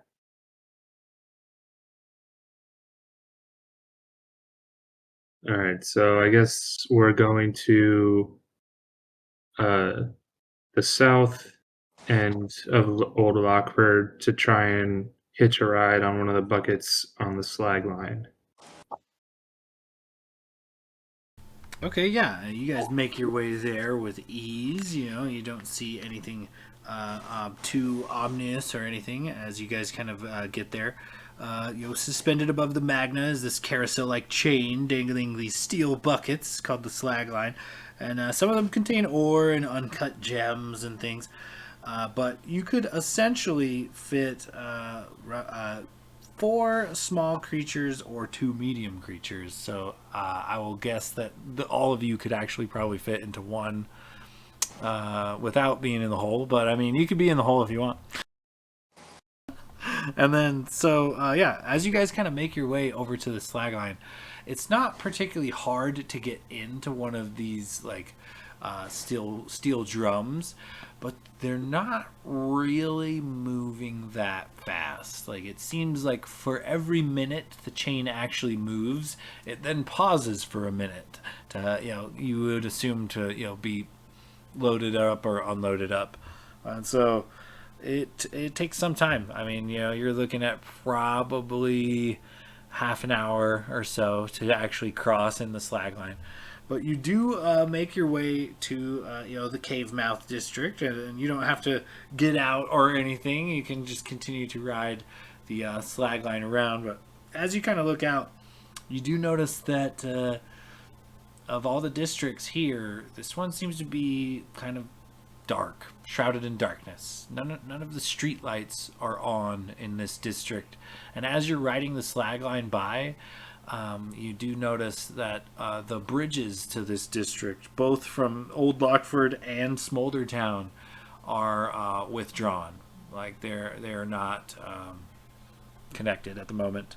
And as you kind of ride the slag line, you do notice that you kind of creep your way over towards this foundry area, over the molten lava and things. Let me flip a few pages here.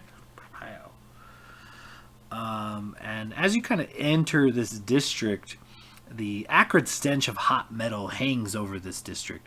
Buildings here have no decoration, and nearly every surface is caked in decades of grime and soot. You see a few more gnome bodies lay face down in the grit as you guys kind of step off this slag line in this kind of foundry area.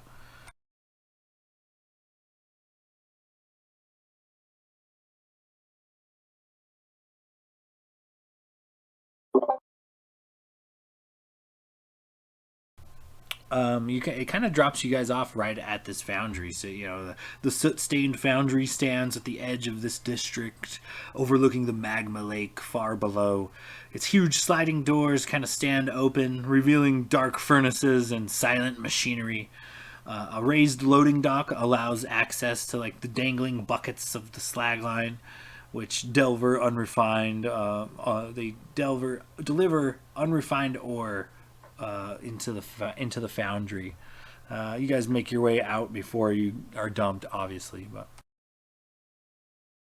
all right, I think we should go to the bar. get some whiskey.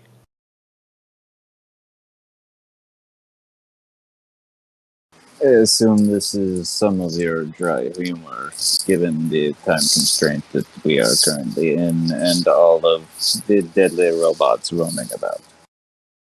Well, it's on the way. It's just a quick hop in, grab some booze, and keep going. Free whiskey. I mean, come on, Jurgen. I fully support this plan. Okay, we'll get the whiskey after we shut off these machines at the failsafe. All right, fine. It'll be the light at the end of the tunnel. My reward for the day, getting some free whiskey. Exactly. So we will stealthily. I'm assuming everybody's fine with stealthily. Try to Yes. make our way to the failsafe. I'm also gonna cast Pass Without a Trace. Lasts for 1 hour. Okay, as you guys kind of make your way this direction, you make your way towards this Tockworth's workshop, and this windowless two-story structure has a single door tucked near a corner on the ground floor. Standing in front of the door is an 8-foot tall bipedal construct made of chipped stone, rusty metal, and green copper. Its heavy iron gauntlets are clenched into fists, and the ominous helm that forms its head turns slowly from side to side as if he is kind of gazing about. So, everybody, go ahead and give me some stealth checks.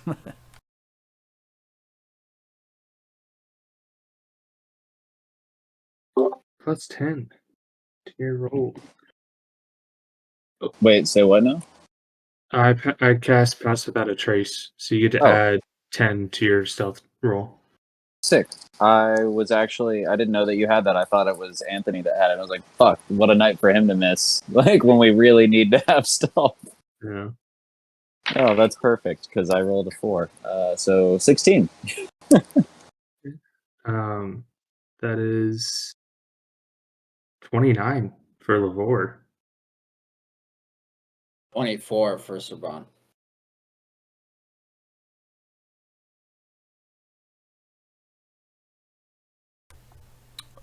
Yeah, smooth as silk and blending with the shadows in the darkness.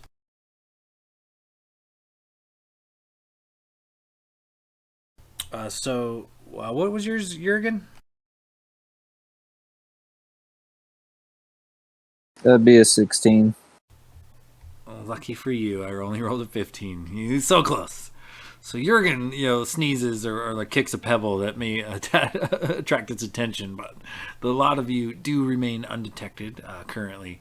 But yeah, there's this large metallic, half metal, half stone kind of construct towering over what appears to be the only entrance into this building. And he's just kind of scanning back and forth, not moving, just kind of standing there. I think we'd try to make our way toward the door if it looks like there's only one entrance, but just doing so in a fashion where, like, we're trying to time it so he's like this giant head is looking in the opposite direction as we like sprint for it. Unless you guys want to case the building or something.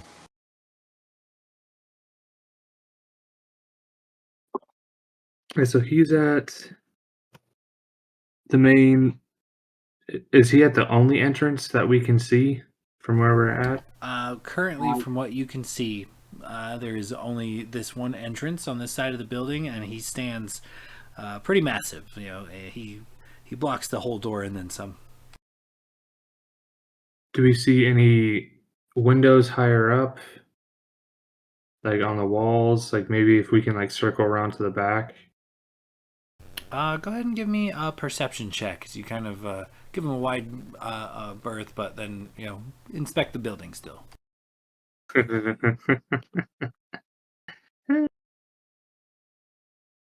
Oh, that's 10, right in the middle. You make your way all the way around the building, and it does not look like there are any windows nor um, other doors. Looking Jurgen, at the map, is that like more lava around the outside edge from where we are? If Okay, let if me you're look looking at here. like south.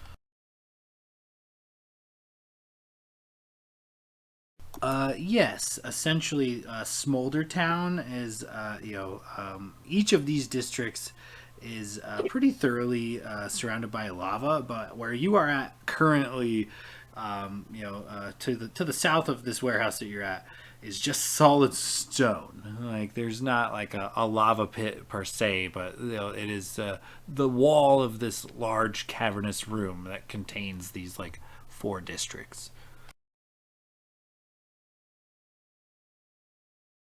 Okay, so it's basically a wall down there. Yes, quite high. Hundreds of feet up into the darkness where you can't see anymore. all right, guys. Since there's no other entrances, I have an idea. So, sure you got. I'm not sure if I think I've shown you guys this ability of mine once, but I can make an almost perfect illusion of myself that lasts for about a minute.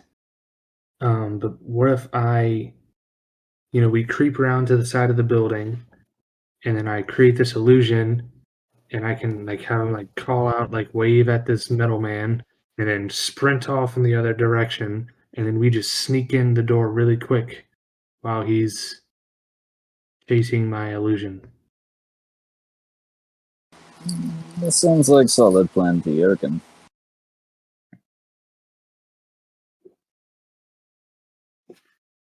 Surban, what do you think? And I goes without saying, stage whispering all of this, being quiet. That's a good plan. I was just 'cause the only thing I was seeing is if we put up the hole, we can hide in there while your character or your double runs off. So then we're not at least out in the open. But it doesn't say whether anything can see inside or whatever else. So yeah, we'll just hide around the corner and wait. Does your double make noise? Um, okay, so invoke duplicity. The illusion appears within 30 feet of you. As a bonus action, you can move the illusion up to 30 feet, but must remain within 120 feet. It says I can cast spells as the illusion. It doesn't say anything about making whether it can or cannot make sound, but I can cast spells through it. And there's some verbal spells. I guess I would leave that up to uh, Sean, your Yeah, discretion. we'll say your illusory double here can make any common noises that you can make. It could shout, it could holler, it could clap. Well, I was Oh, I thinking can like even. footsteps. Oh, I mean, I could also cast thaumaturgy through it. No. Otherwise, I'll take the ball bearings and using Tinkerer's tools make it sound like footsteps. It just has a 10-foot range. So if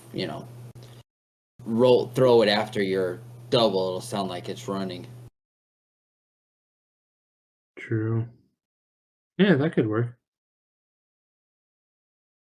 All right, so let's do that then. So let's creep around to the side of the building. I mean, we're probably around in that area anyway. But yeah, the Vor will sneak up um to the edge, like not peeking around the corner because he knows the guy is right there. But he's just gonna kind of get up to the edge of the building that's um Yeah, adjacent, not adjacent, but you know what I'm talking about. Like the edge across from the door, and I'm gonna use invoke duplicity, and so I can um,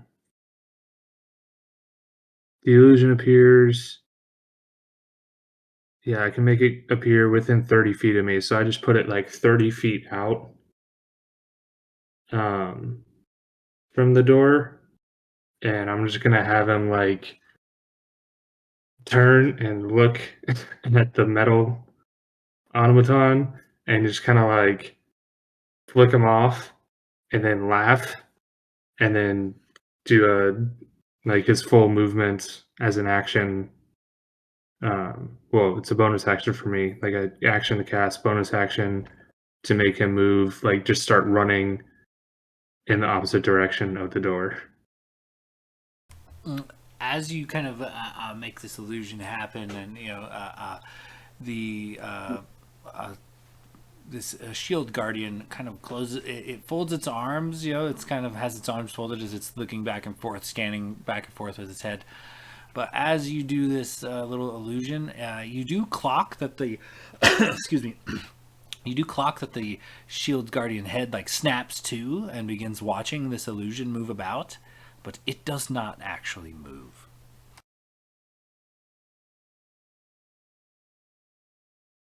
I guess once it gets to its like 30 feet as a bonus action movement, it kind of like stops and turns around and looks at the shield guardian and looks as confused as Lavore feels that he is not chasing after him, and just kind of like shrugs his shoulders, be like, "What are you like?" Gestures towards him, like, "Come on!" And then I guess he just stands there. Actually, uh, I'll use.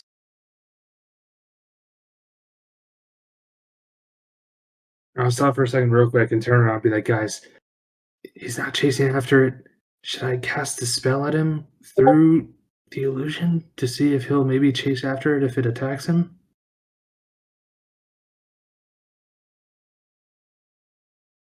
Yeah, I'd imagine that it's going to come down to either within its area, so you come up to the door, or if it's attacked, it might go to defend itself. All right, well, fuck it. I'm gonna just go for it. So I summoned him 30 feet from the door and then had him run 30 feet more. So he's just at about 60 feet. So I'm going to cast Toll the Dead, which has a range of 60 feet. I'm going to cast Toll the Dead through the illusion at the Field Guardian. So it's a Wisdom saving throw of 15 DC. Okay, wisdom saving throw. All right. I'm looking at a straight roll for this fella. Boosh. Ooh, a 7. Okay.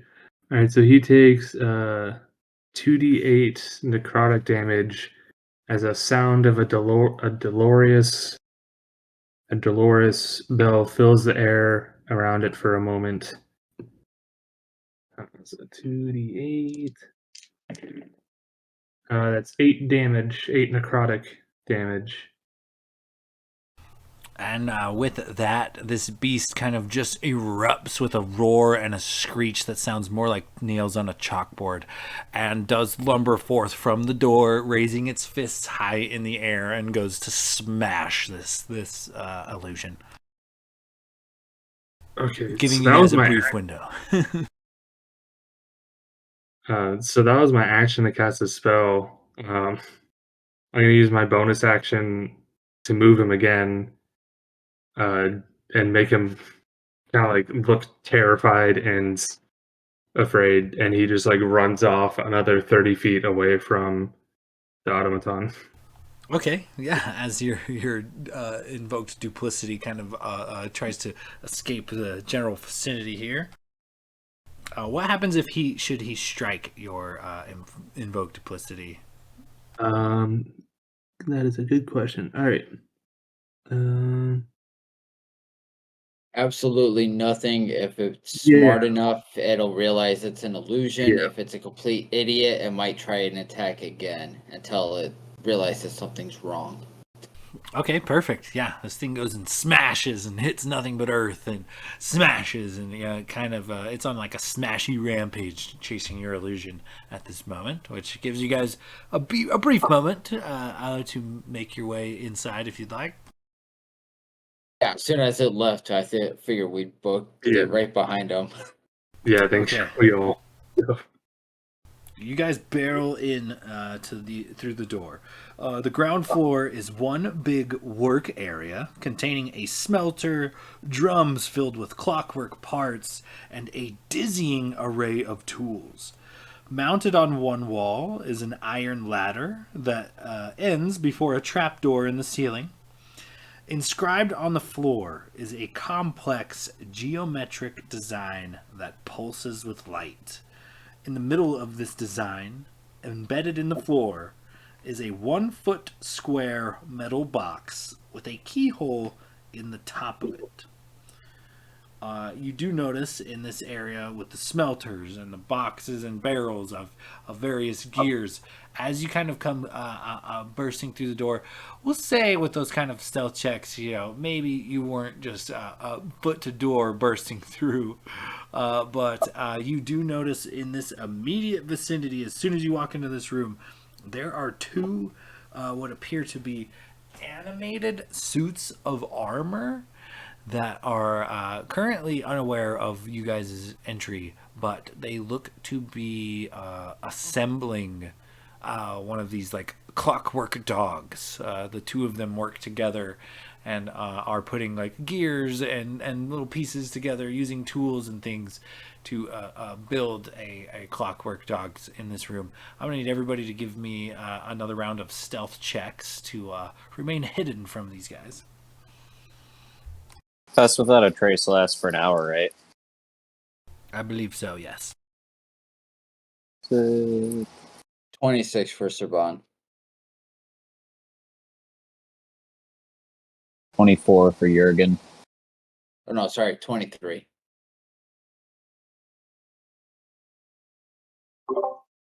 Thank God for Pass Without a Trace, because 9 turned to a 19. Yeah, that's enough. You guys kind of tuck yourselves up in between like the barrels and crates of sprockets and cogs and things, and you kind of look around this room. Tell me what you guys kind of do from here, as you guys are hidden for the moment. Okay, I have an idea. Jurgen, I am going to do a little magic, and I'm going to put you right by that failsafe.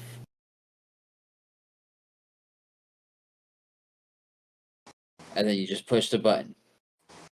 Don't we need the key first? Yes, it is a box, but you have to put the key in the box. Think of it like the music box, like the one we use at the beginning of all of these heists. We came to the warehouse because they said upstairs there is a safe with valuables and maybe a key. But once we get the key, I like your idea. Would we be? Does it look like we can get to the ladder to the trap door without alerting this armor, or should they like right by it? From where you guys are hidden, you could potentially sneak by these guys. It's kind of mounted on the wall, and these guys look to be like actively working in and around this like smelter area, kind of assembling these like robotic dogs. But yeah, I mean, it's possible to sneak by. It's not necessarily, you have to like walk through their workspace or anything. You could squeeze by. Quick question. So the box that we see in the center of the room, it's a 1-foot square metal box with a keyhole on the top. Correct. Does it seem like the like there is a failsafe like button in the box, and the key is to unlock the case. Is that the impression we get? Give me we'll call it an Arcana check. 19.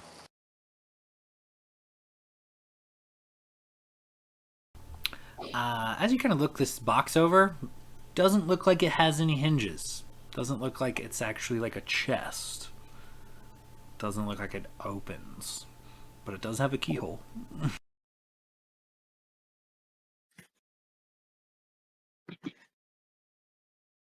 Okay, so I'm just trying to like, I guess, visualize it. So it seems more like in, I guess, metagaming terms, it seems like it would be like a nuclear key type thing where to activate the mechanism, it's activated by inserting a key, turning it, and then that would cause the reaction, as opposed to like inserting a key and then revealing like a lever or something like that.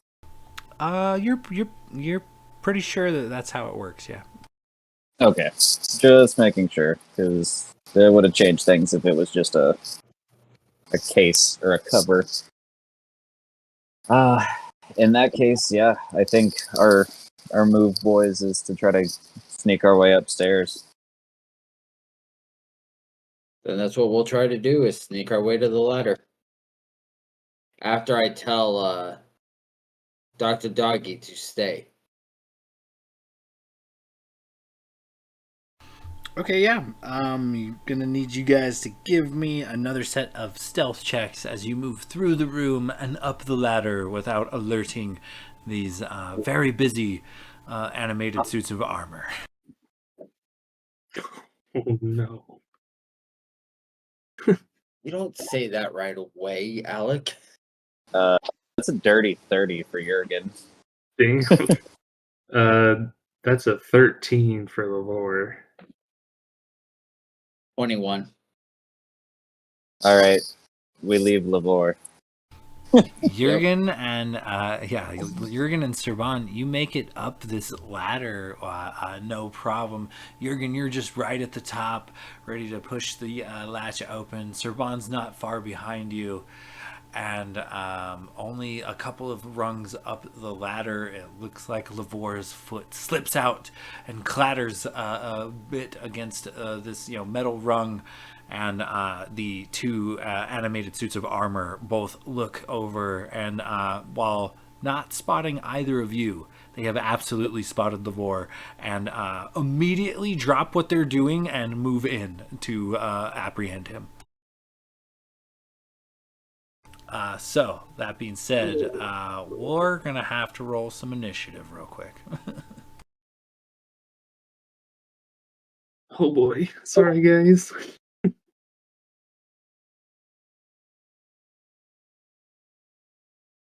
Oh, initiative was much better.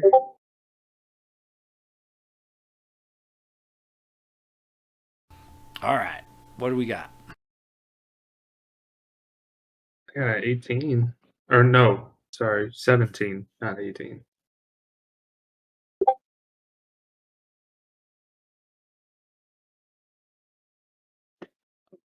Rolling in chat because it's there then.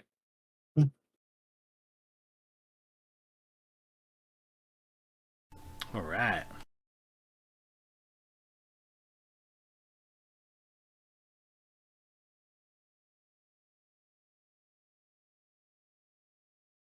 It's a 14 for Jurgen.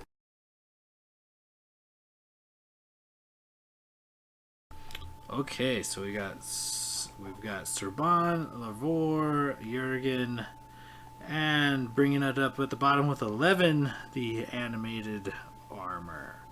All right, so top of the round, Serban, they don't necessarily notice you, nor Jurgen.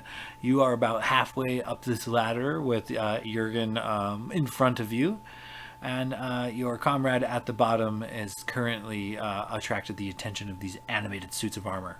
So, what do you do at this point? Okay.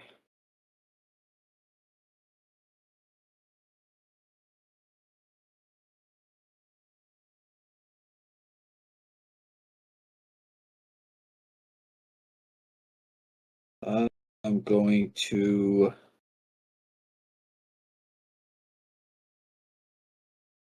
I wasn't ready for a fight.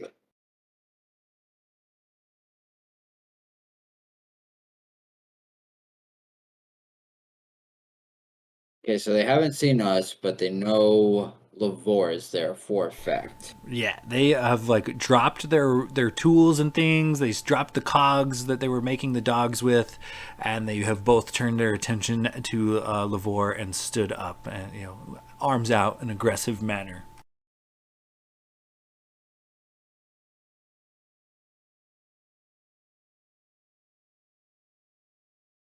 Okay, then I will.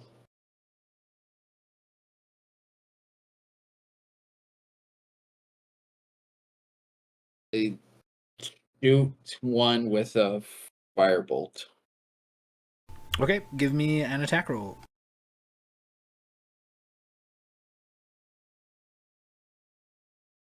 Because what? 15. With that, you send a firebolt blasting their way, and it just kind of glances off the armor and shoots to the side, fizzles on the ground, harmless. I'll just say, fuck. Stick 'em! And have use that as a bonus action, sending Doctor to attack whichever one is nearest him. Okay, yeah, for sure. It's a small room, so he can get there and make an attack roll. So go ahead and roll it out. That's going to be 11 plus my spell modifier, so 18 to hit. That's the magic number. Just enough. Roll some damage. All right.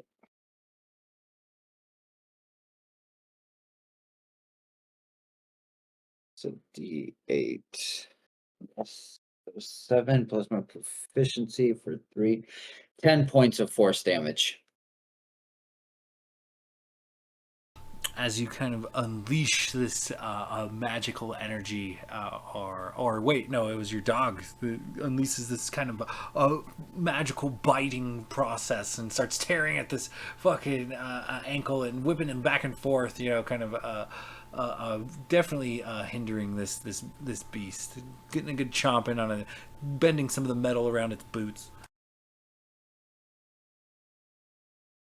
And that ends my turn because I'm not climbing back down. Okay, moving on down. We're looking at Lavore. These animated units kind of look at you. The clockwork dog kind of runs from the shadows and begins tearing into one of them. What do you do?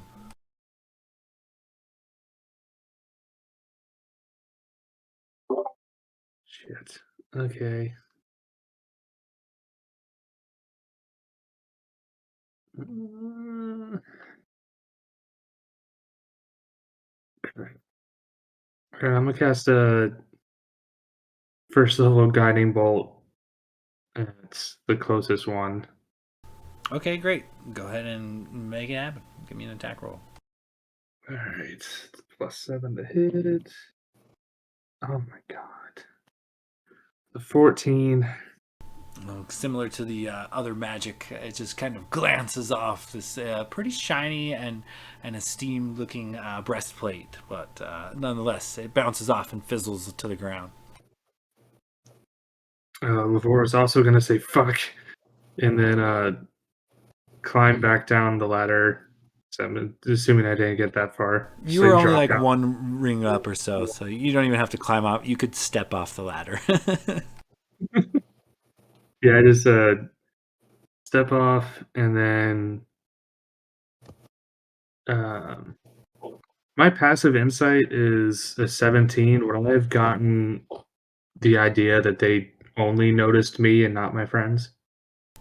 With a passive insight, we can say that if they know your friends are there, they do not seem to be reacting to them. Just you. All right. So in that case, I'm gonna kind of move, not I'm gonna move towards the wall, not the wall with the front door, but like the back of the building. I'm just gonna move 15 feet away from the ladder towards the back of the building. Okay, yeah, for sure. Try and like make sure like keep their eyes off of my friends, so maybe they can get some surprise tactics. All right. Um, As you kind of move your away, I think that's it. Jurgen, you're up. Right, Livor. That was all your. That was action, bonus action, movement. Okay, Jurgen, you're up. Well, as much as I would like to peel out and try to raid upstairs, I feel like these guys are going to be kind of hard to kill. How far am I from them?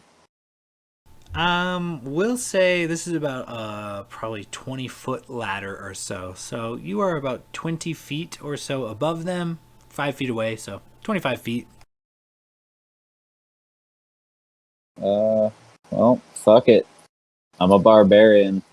Yergen would like to rage. And you just see like his muscles swell even more and like get super fucking veiny, and then he just like crosses his arms, draws both swords, and dive bombs like down the ladder toward this thing. And he's gonna take a couple swings. Okay, go ahead and give me a couple of attacks. Alright, so it just adds +2 to my melee damage for a minute. No bonus to hit. Alright, let's see here. First attack's a 22, second attack's a 14. The 22 hits, the 14 glances off. That's max damage. 11 damage. All right, yeah. As you land a couple of blows, one seems to land true, and with a good whip of this rapier, you send a few parts scattering across the floor, but otherwise, still remains in somewhat battle shape. And with that, we get down to the animated armor. So. First things first, one of them is going to move in on Jurgen, since Jurgen brought the fight to them. Let's see, that will be a 23 to hit, followed by a 5 to hit. The one that did 23, is that the one that was right with the dog? Not quite. We'll get to that guy here in just a sec. Okay. So Jurgen with a 23 to hit, I imagine hits. Yes, you don't have any fancy ways of avoiding that. No, I don't believe so. Just so you guys are aware, I am a wolf totem barbarian, so while I'm raging, my allies have advantage on melee attack rolls against hostile creatures within 5 feet of me. I just want to state that now before I forget. Oh, that's a very handy feature. This knight, this animated armor, comes slamming its fists down. One misses you, but the other connects. You take 9 points of piercing damage as this spiky gauntlet pummels you once. And I believe that would be half to 4, since Correct. I'm raging. Correct. Cool. Now, the back to the other animated armor, currently being chomped on by this dog. Lavore was the initial, setter offer of this situation. It does turn to defend itself and strikes at this pooch. The first one's going to be a 7 to hit.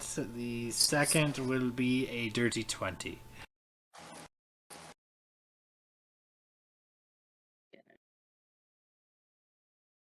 I assume dirty 20 hits.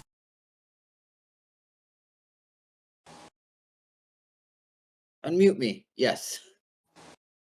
And that will be not so bad. 5 points of piercing damage as this animated armor kind of pummels your mechanical dog. Misses one blow, but lands another keen. Got it.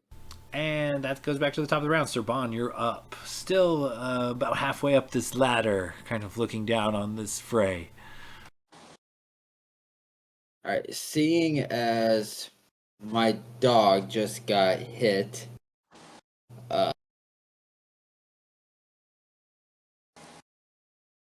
Sir Bon's just going to be pissed off. You worthless goddamn piece of junk, motherfucker! You rusty bolts! And that's going to activate the Kender racial trait. You have an extraordinary ability to fluster creatures. As a bonus action, you can unleash a string of provoking words at a creature within 60 feet of yourself that can hear and understand you. That's the keyword. The target must succeed on a wisdom saving throw, or it has disadvantage on attack rolls against targets other than you until the start of your next turn. So if you can understand me, it's a wisdom save 15. Unfortunately, with an intelligence score of 1, it is a -5, and it does not understand you. See, people need to build better robots. I mean, at least it wasn't a spell. So then I'll take a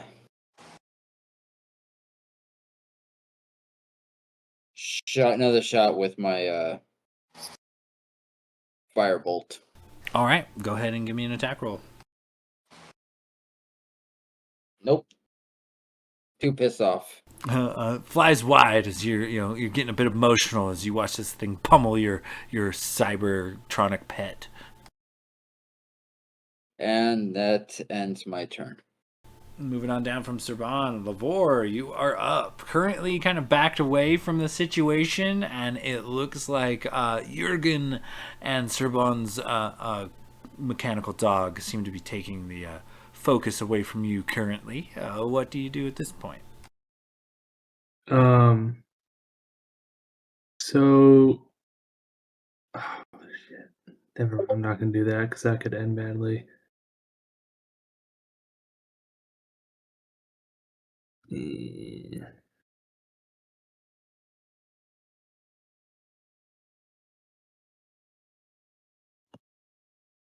Because I'm thinking about my duplicate right now. Because he can only move 120 feet away from me, so he would have, or he can only must remain within 120 feet of you. So if I moved further in, he would have had to move further in. I'm not sure how that, just letting you know, because I'm not sure how that's going to affect the guy outside, the guard, the shield guardian. So, I mean, 120 feet or so, you could still potentially have your duplicate be outside, bobbing and weaving around this shield guardian, but you could also tell them to come inside too. Like it's on you. Currently, just outside, you're still within range to have this your duplicate be outside, kind of tangling with this other automaton, I guess. Yeah, I think I would just have him. I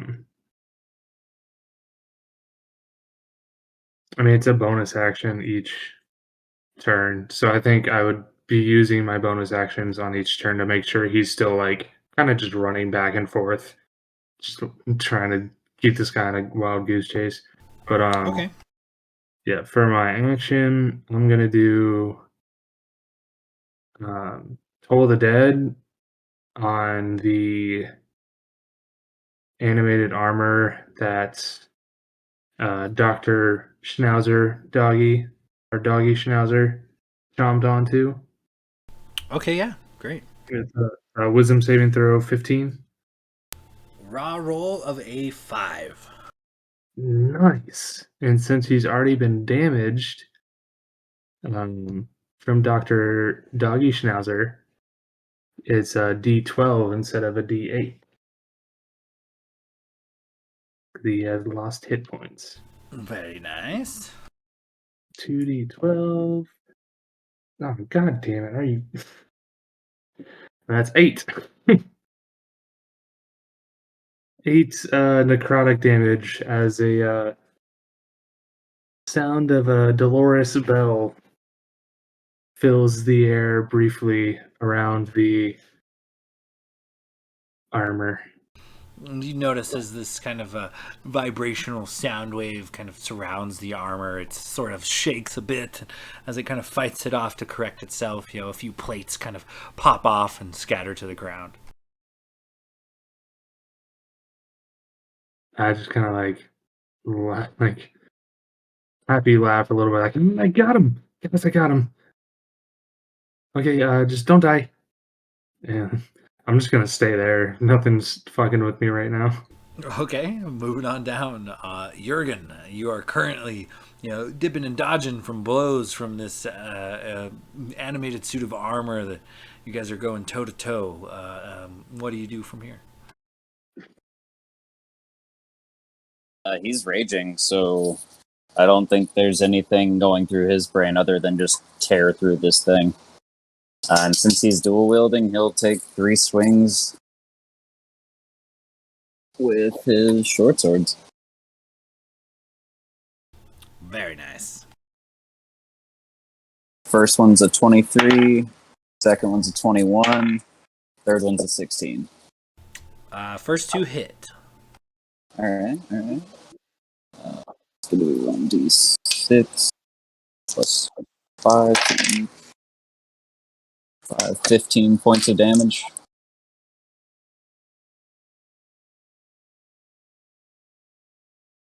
Okay, yeah. One blow kind of glances off, but the other 2 find purchase and are hefty enough blows to scatter yet even more pieces of this thing's armor across the room.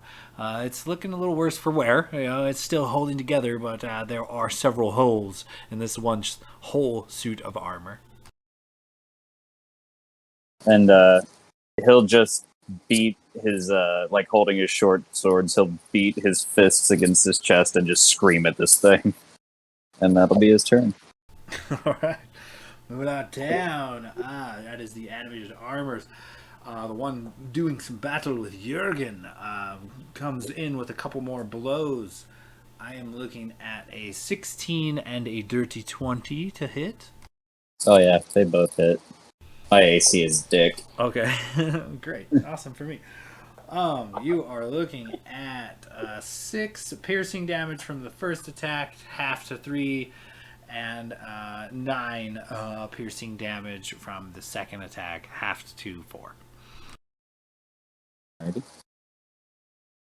And then the one kind of being chowed on by the doctor, he turns. Ooh, that's a critical failure. Natural 1 there for the first attack. Second attack ends up being a 21 to hit, however. And that is also 5 more points of piercing damage to the doctor. Noted.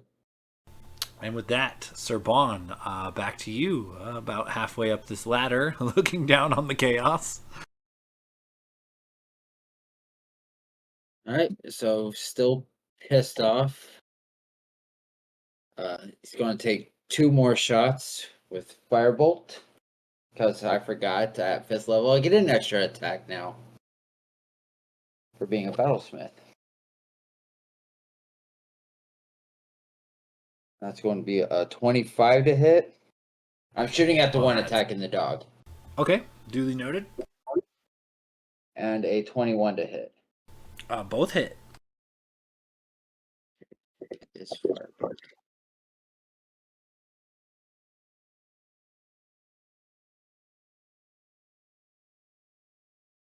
10. All right. So that's going to be 16 points of fire damage.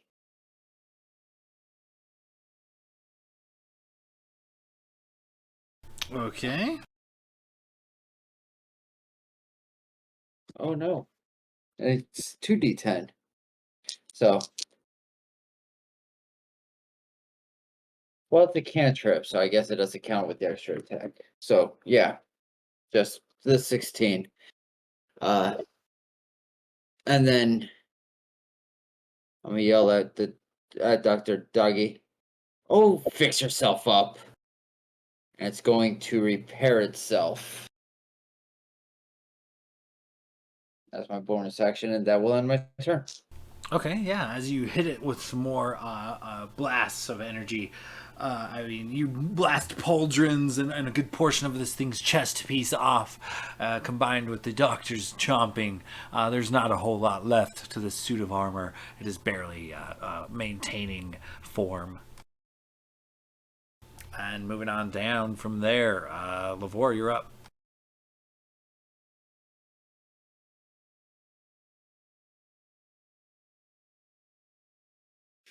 Alrighty. How do I dismiss this? Is it an action, or can I just dismiss it?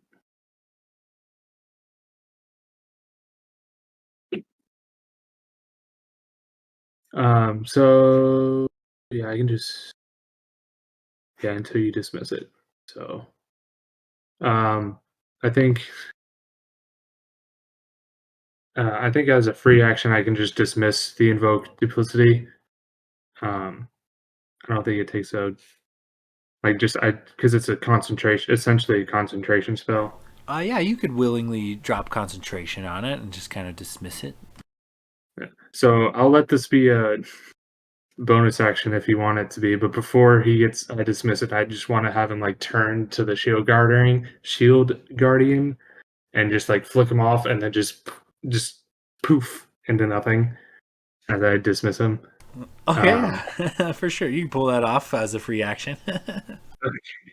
And then I'm going to use bonus action, healing word on Jurgen. So that's 1d4 plus 4. Oh, that's a 4 on the die. So that's 8 points. 8 hit points to Jurgen. Nice. Thanks, buddy. And then I'm just going to do the same thing. Toll the Dead on the guy harrowing Dr. Doggy Schnauzer. Another wisdom saving throw. Okay, raw roll for me. Let me get my... Oh, shit. Where'd my d20 go? Found your weak. Yeah, raw roll for me, and I'm looking at a 16 on the die.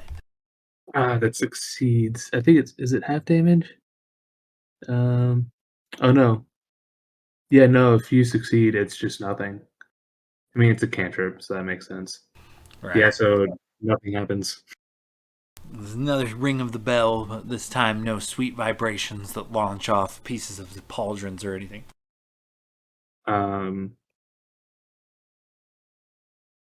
Roughly how far away am I from the main battle? You've backed up to the wall, so you're 15 feet away or so. It's not a very big room, but you're about 15 feet away from the conflict.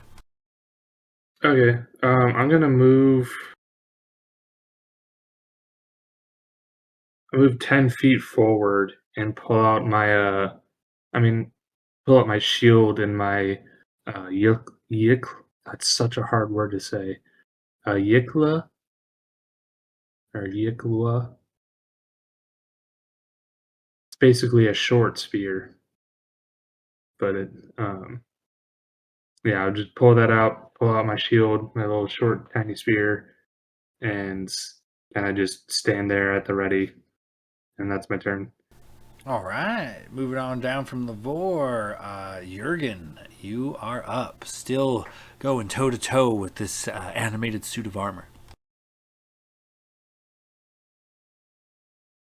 And he's just gonna keep swinging at this one he's been chipping away at. I feel like as he's tearing it down, he's just like, Jurgen will hack you to pieces. He's just swinging away. Oh shit, off the table. First one's a 9 though, that's not gonna hit. Second swing's a 21 and boom. Actually, let me see what happens here. 21 hits for 7 damage. 7 damage. Once again, you land a mighty blow and you blast off some of the armor plating on one arm and one shoulder, goes scattering to the wind, but still holding form. Fair enough. Bonus action, final swing. 16? 16 just kind of glances off the armor. Yeah, fair enough. Did what I could. With these two pieces of armor just barely hanging on, one kind of continues to pummel Jurgen. Let's see, that is going to be an 11 to hit. I don't imagine that does. And then even worse. So two blows come your way, Jurgen, and they fly wide. This thing's either panicking or just no longer has the the cogs and things working interior like it used to. It just kind of flies wide. Turns to the dog on the other guy. He takes a swing. The swing flies wide, crashes into the ground near the dog. The second blow also flies wide. Does an 11 hit your dog? No. 15's the magic number. All right. Well, yeah, a couple of blows fly wide as these mangled, animated suits of armor flail about helplessly, trying to cause harm where they can, but seeming to not hit much. We roll back to the top of the round. Sir Bon, you're up. Sir Bon, your dog's AC is higher than mine. Yeah, we mess with pit bulls, not chihuahuas. So as a bonus action, I'm going to tell Doctor to try and finish it off. So I want to see if I could do it with him before I waste my action.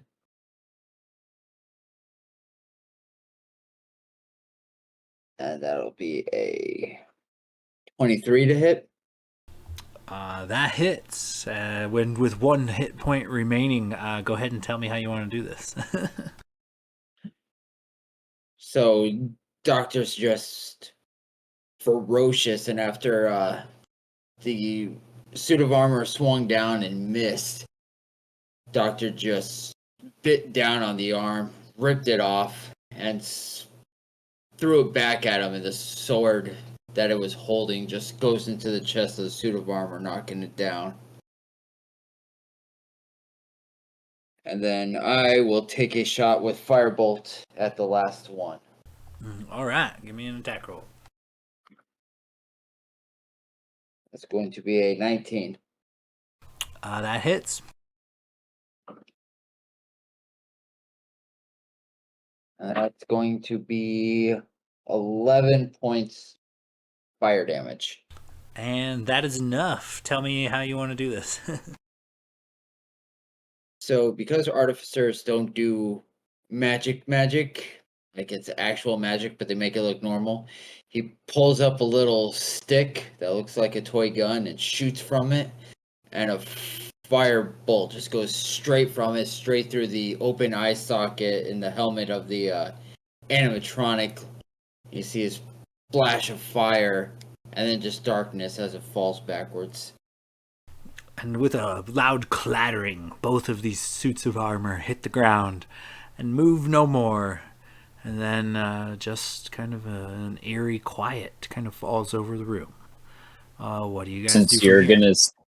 Since Jurgen's still raging, he immediately sheathes his swords, walks over to the Clockwork Guardian, the dog they were building, and just like grabs it by the head and rips the head off of it, crushes it, and then slowly starts to calm down.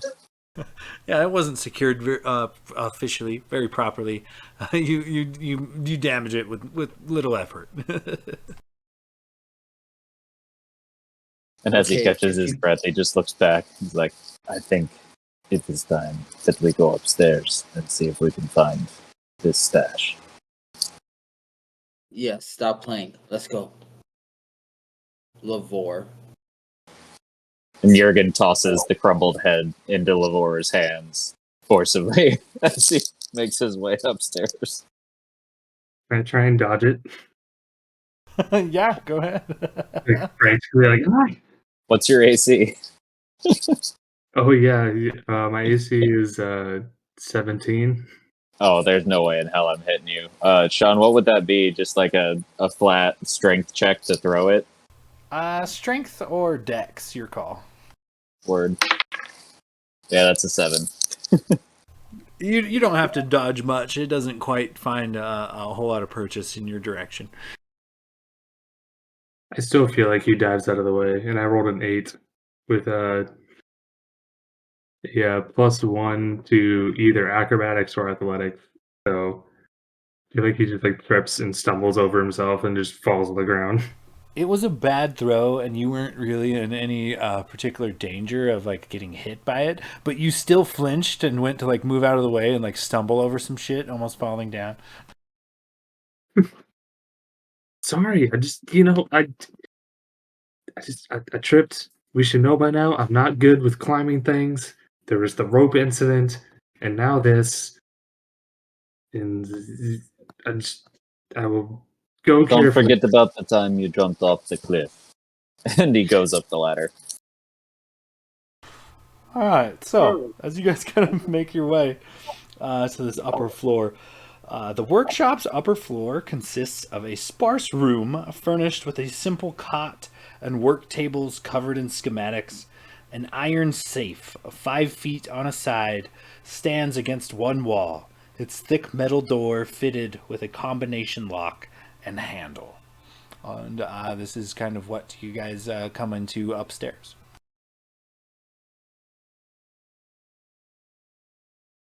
Going to ritually cast detect magic. And Jurgen would like to take this moment to remind you that I believe they said the floor was trapped. So perhaps don't step on the floor. And he hovers 5 feet off the ground. Okay, with your detect magic, you do get like a small ping, a very small item from somewhere within the safe.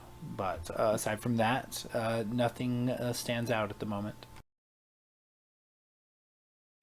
I will investigate the safe for traps and locked and all that. Okay, go ahead and give me an investigation check.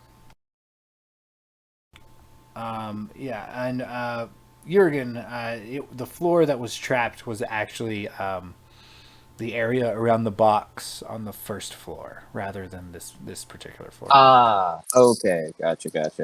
In that case, Jurgen will just pull out his where'd it go? Chime of opening, and he will expend 1 charge on the safe. Okay, yeah, for sure. Chime of opening. Give me a rundown on how the chime of opening works exactly.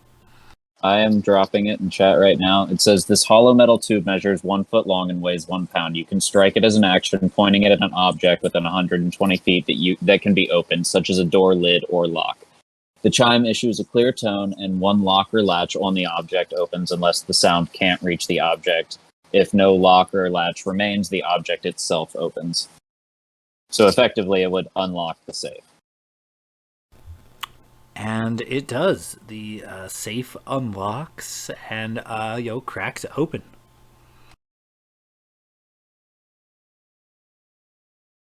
Jurgen will just wink at Servan and point to his headband with the chime. Yes. Maybe next time wait until I'm done making sure it's not trapped so that when you open it right in front of me, it doesn't blow me up. It was risk Much appreciated. Jurgen was willing to take. Then I'll reach in and pull out whatever the magical item was. As soon as you open the door, a portal of purple erupts in the middle of the room, and this Surfneblin steps through it. It looks to be female. She's very small, but it looks to be like she has taken a series of procedures to make herself more like an automaton. She does not look friendly nor pleased as she steps through this kind of purplish portal into the room. She gives you all a look. And oh, no. What the hell's going on here? We're not having this. Everybody roll initiative. It's fucking TikTok. Can't remember. Pick something. Pixie. Pixie. Uh, Pixie that Tockworth. is fucking. That is such a terrifying villain, by the way. That thing is sick. Right? Like a clockwork enhanced dark gnome. The Right. fuck? A fucking sword for an arm? I know, right? Jesus. Oh shit. Let's see. RoboCop without being a cop.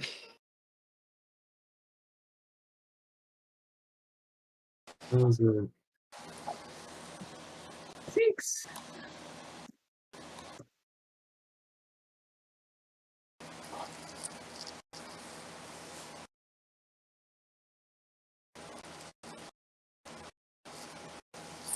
All right, so it's looking like the top of the round. Let me double check here. Okay, yeah. It's looking like Sir Bon, you are going to get the jump on Tixie here.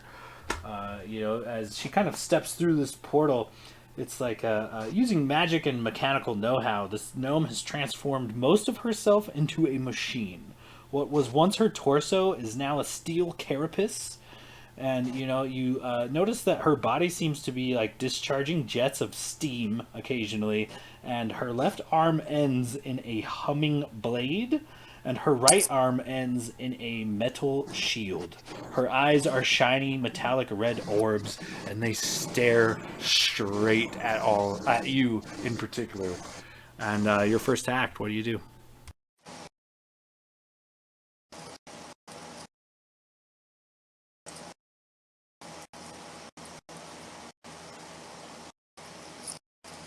You might be muted. Yes, I was.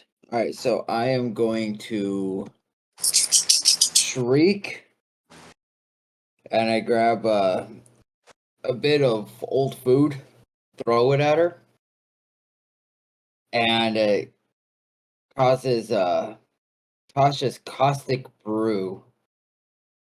So as I throw the food, the spoil from it just flies out and hits her. And so I need a dexterity saving throw, DC 15. Okay, dexterity saving throw. Not one of her strong points. 3. Perfect. So she is covered in acid. At the start of her turn, she takes 2d4 acid damage for the next minute, or until she uses an action to scrape it off. And that's the beginning of her turn? Yes. Okay, good to know. Duly noted. Right now, she's just feeling disgusted. As you splatter this And- foul liquid all over her. Was I on? What did she come out of the portal like right by me? Like is she within melee of me? She is in the center of the room, so she is not directly in melee with any of you, but she is one step away from melee with any of you, really. All right, then I will use my movement to try and get by and hide around Jurgen. Okay, yeah. You keeping clear of her, making sure you don't get any attacks of opportunity. You make your way over to Jurgen and kind of stand behind him.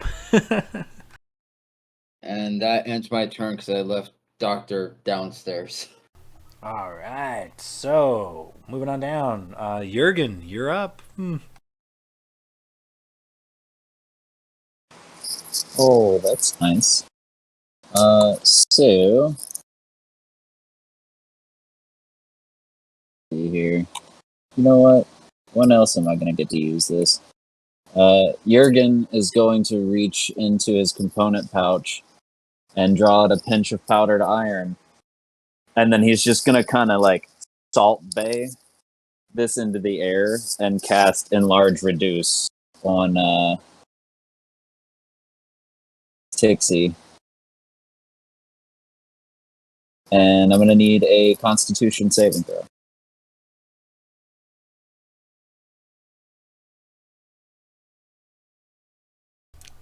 looking at a 16.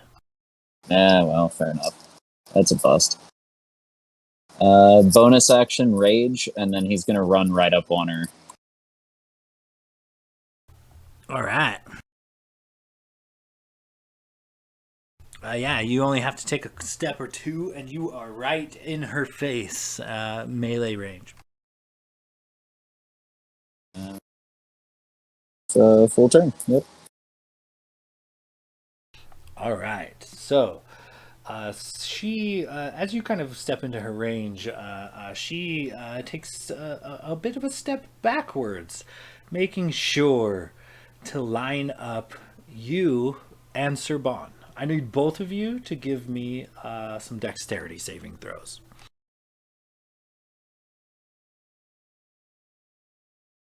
I have advantage on dex saving throws while I'm not blinded, deafened, or incapacitated. So Okay. that's good because first one was a 5. Second one's fuck me, an 8.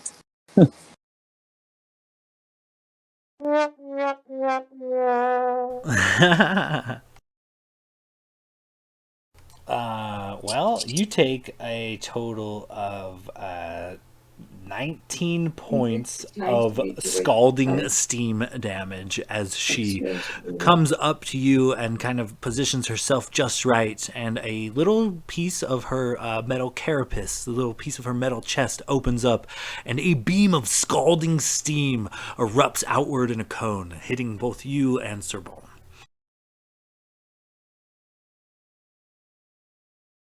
I felt as well.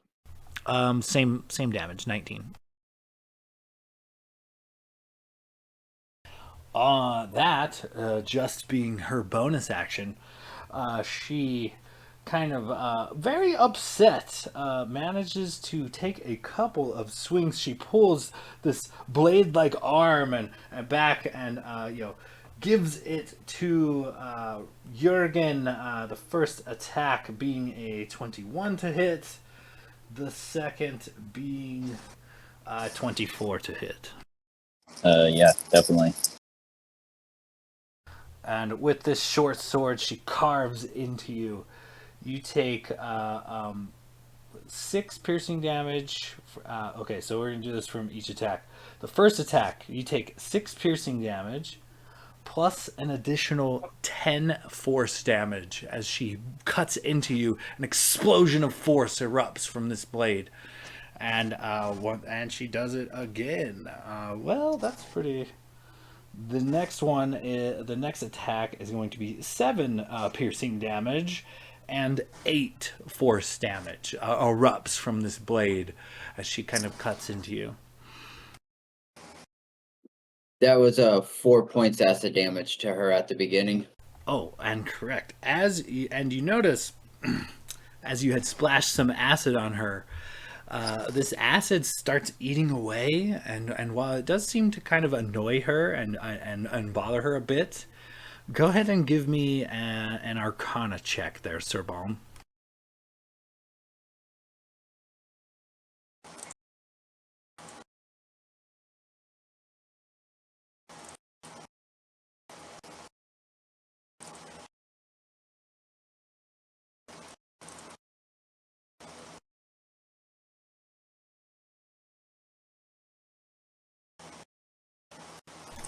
All right, with a 20, Sir Bon, you kind of gauge the situation, and you can tell right away there is some sort of barrier between her and the acid. Something very thin, something that like coats her form, but it looks to be like some sort of shield. While the acid does sizzle and pop and crackle, it does not seem to be affecting her form. More this type of magical shield she has around herself.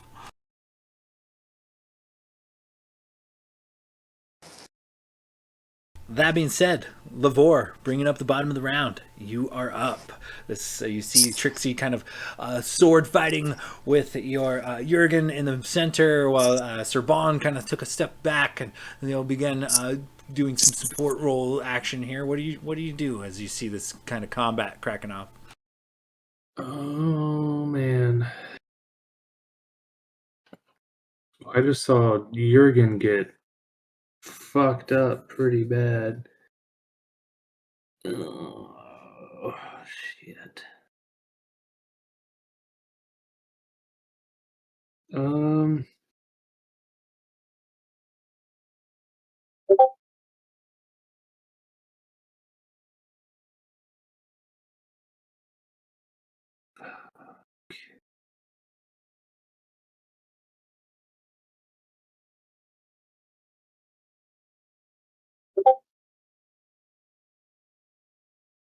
uh, oh man. All right, so I'm gonna move.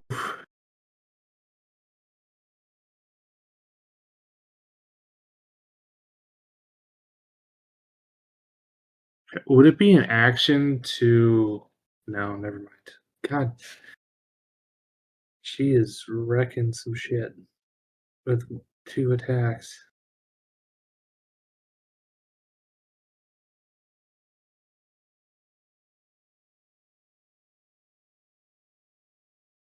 All right, I'm gonna bonus action, spiritual weapon.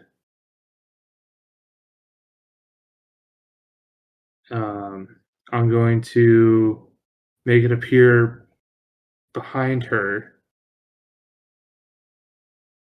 Um, and it's just gonna come in the form of uh, a purple spectral hand.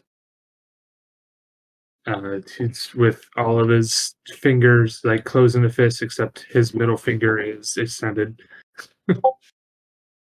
Okay. And I'm gonna. So when I cast that as a bonus action, if I cast it within 5 feet of a creature, I can attack in the same uh, bonus action. Kind of like I can summon it and attack right away. Okay, yeah. So I'm attack with that.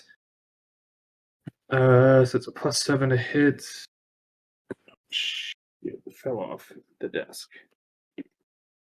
Ooh, that's a 20. Shit, can't do math. I'm stressed. 24. Oh, that hits. Okay, so it's a 1d8 plus 4 radiant damage. 1d8 plus 4. That's 8 total radiant damage. And then I'm gonna run. I'm gonna run up to Jurgen and pull out a potion of healing. And can I use an action to feed him this potion of healing? Yeah. Okay, so I'll use a full action to force this down his throat.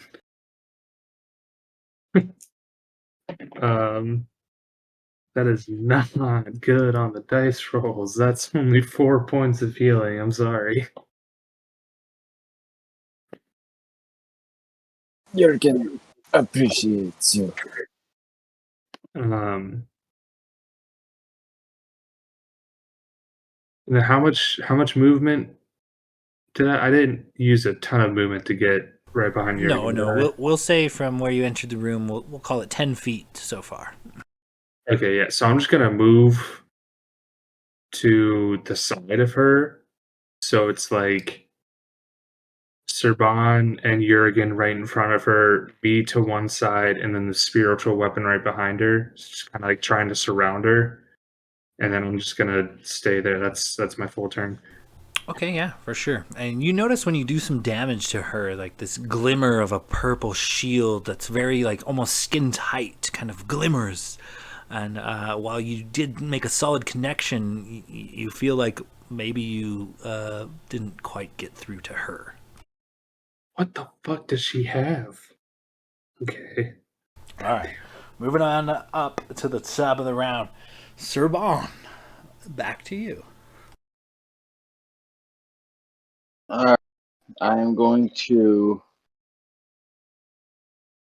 make sure I'm crawled up behind Jurgen, and I pull out a Band-Aid, a Hello Kitty Band-Aid, and I slap it on him.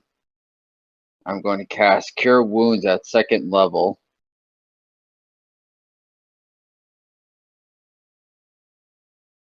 We'll roll that out and yeah.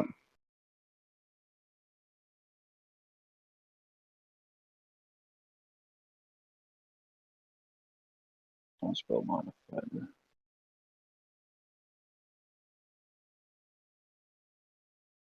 So that'll be 13 points healing damage, or healing to him. Very nice. And then I'm You're a going saint. to drink a healing potion myself as a bonus action. And since that last thing hit and bothered me while I was right by him, I'm going to back up and move around. Say 50, whichever makes it look like I'm not lining up with anybody, but also gets me away from her. Okay, yeah, duly noted. You definitely take a few steps back and kind of angle yourself so you're not in a line. And that's all my stuff. All right, moving on down. Jurgen, you're up. Still kind of going toe to toe with this mechanical Svirfneblin. And so the safe is open Correct. from the chime of opening. Did I like see what was in it when this all went down, since we were right by it? Give me a perception check.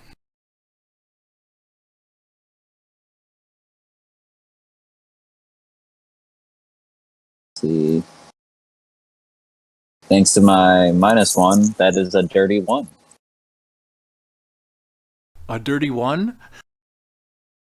Yeah. So I did not see inside of the safe. Yeah, it's you're at a weird angle. You can't actually see in the safe at this point, and from where you are in the room. Well,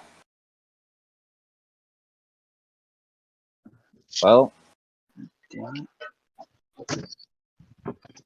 really put a damper on my plan there. Jurgen's gonna call out and just be like, I can't see in. I can't even do his fucking voice because I'm panicking. I'm so worried I'm gonna die. Oh shit. The key, it is in the safe, I think. I'm not really sure. I can't see anything. I'm blinded by rage. And then he just lashes out, and I'm gonna say fuck it and go reckless. So 3 attacks with advantage, and you'll get advantage against me. Excellent, Smithers. Excellent. First one,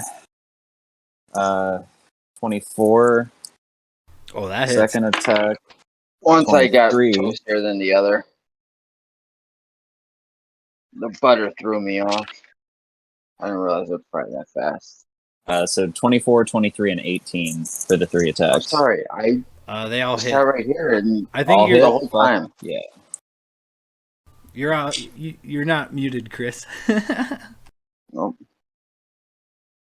All right, give me those numbers one more time, Jurgen. Sorry, I think they all hit. 24, 23, 18. All hit. Sick. And he is raging, so that's going to be 8. 11 on the first attack.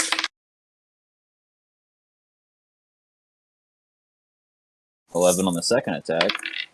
And third attack is 5.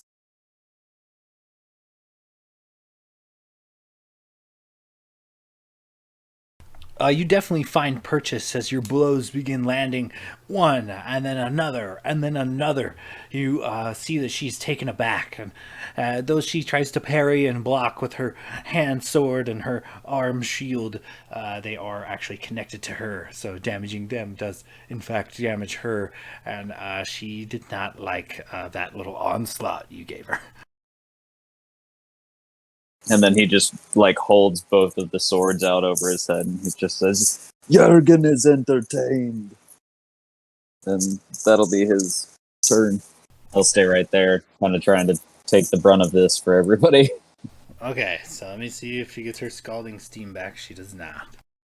Okay, so she, with Jurgen kind of all up in her business, she's going to try to return some of the favor here. So let's see. Ooh, I get advantage on these, but I don't need it with the first one because I just crit. So critical Nice. hit. Yeah. Next Saw attack. that coming. That's a natural 19. Let me roll to see if I can crit again. No. So the 19 ends up becoming like 25, 26, some shit like that. Next attack, that will be a 9. Oh, no, come back here. Hold on. A 9 and a 2. So the 9 does become, let me see here, 15? Yeah. So I got you with every single one, huh? She get 3 attacks too? Yeah, using her bonus action as an attack, she does get 3 Or, attacks. I mean, I guess at least she doesn't get the modifier on the bonus attack.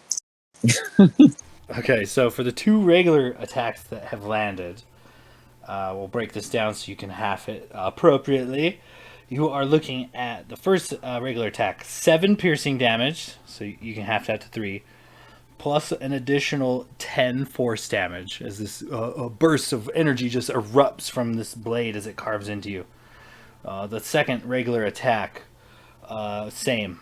You're looking at 6 piercing damage, so half that to 3, and then an additional 11 force damage Jesus fucking Christ. as an eruption of energy kind of blows out of this sword. And those are the 2 regular hits, my friend. And the big one, you are looking at a whopping 12 piercing damage, so that can be halved. But you are also looking at 18 force damage that comes along with it. Yeah, Jurgen's fucking unconscious because this character's fucking basic attack is insane. It is pretty out of control. As Jurgen and her are kind of going toe to toe, battling after Jurgen lands a series of precise blows against her, she returns the favor, giving him 3 attacks as well. And Serban and Lavore, you watch Jurgen fall underneath her blade. And then she kind of turns her attention to the 2 of you. But no longer her turn. Lavore, you're up. All right. Lavore seeing his tiny friend, tiny angry friend, drop to the ground. He kind of panics a little bit. So he's gonna reach into his little side pouch and pull out a small blue sapphire and toss it on the ground. Not toss it. He's gonna like beam it onto the ground on the other side of uh fucking mechanical bitch. I'm stressed. Names escaping me. Okay, yeah. Tockworth. For sure.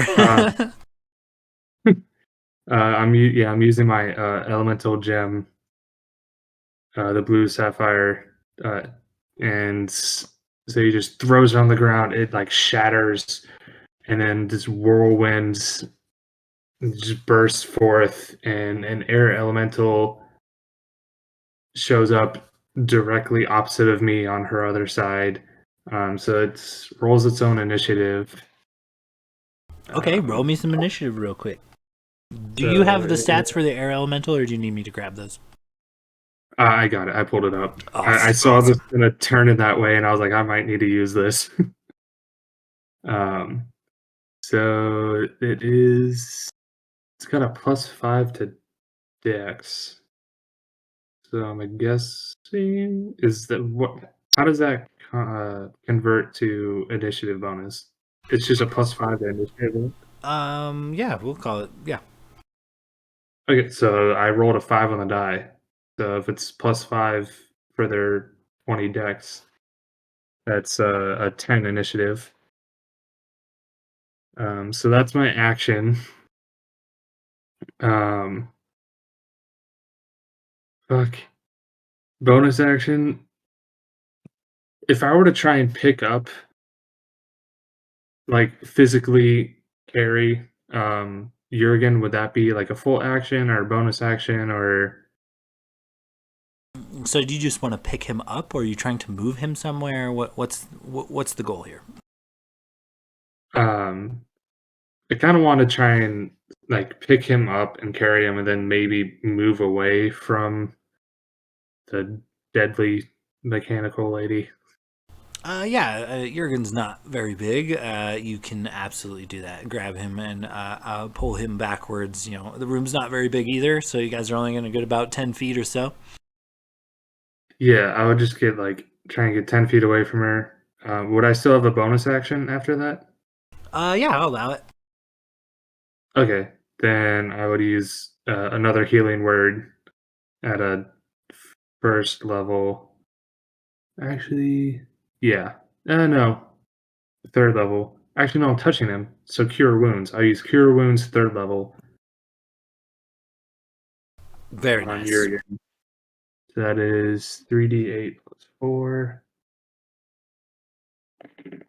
That is a 3, a 4, and a 1 for 8 plus 4, 12. Urigan, you take 12 hit points back. And you awaken my arms as I'm looking down at you. He just puts one hand up very weakly on your cheek and he says, Lavore, you're finally being useful. I knew there was a time for me. It just waiting for it to come. All right, with that, Lavore, is that wrap it up for you? Yeah. All right, Sir Vaughn, top of the round, you're up.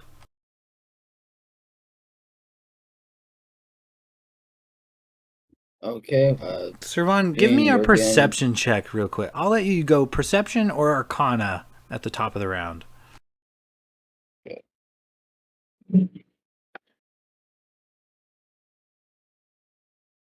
26 Arcana. Holy balls. You notice it right off the bat. While it looks like a combination of your acid and Jurgen's fury managed to break through this arcane shield, and then Jurgen carved up a good bit of damage into her. You notice at the top of the round, as you kind of assess this as you're going into combat, you see a flicker, just so faint. Most people wouldn't see it, but you for sure see the broken shield recharge itself and surround her.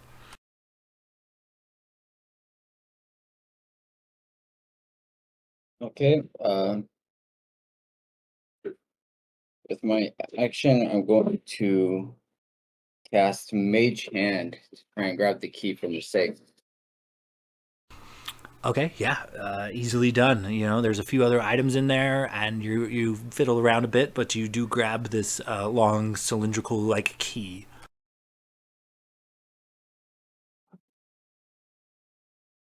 And then after I bring it to myself, start trying to go towards the door. Okay, so there is a trap door that leads down into the room below. Right. And yeah, with that, you can just make your way over in that direction. And that will end my turn. All right, moving on down. Jurgen, with fresh life breathed into you, you awaken in Lavore's arms, staring deeply into his eyes, and you come to. Me.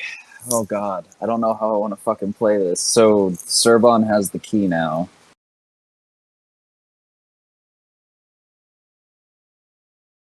How far am I from that ladder? We'll say 10 feet. 10 feet? I've got 12 HP. I'm not in melee range of her because I got moved away, right? Currently just outside of melee range, correct? All right, and there is now an air elemental. All right, if I'm out of melee range, I'm gonna book it down the stairs, and if I pass Surbon, I'm gonna try to grab the key. I'm just gonna I guess action dash. That'll give me 80 feet of movement. Yeah, with that, you kind of shoot your way down the ladder. Serban, would you present the key, or what was your plan there?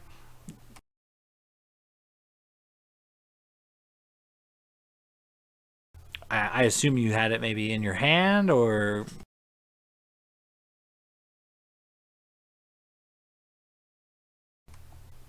Serban? Sorry. Yes, I had it in my hand. Can we baton pass as I fly over you? Yeah, I'll hold it up. Okay, yeah. You grab, we'll say, grab it on your way down, and you just kind of zip down this ladder quickly with the key in hand. And with 80 feet, how close can I get to that failsafe? I'd say with 80 feet, you probably hit the ground with 30 to go, and it's not really that big of a room, so you could absolutely make it all the way to the failsafe. All right, staying 5 feet off the ground because I can fly. I would like to fly over those pressure plates, and if you'll allow it, bonus action, activate that fucking failsafe.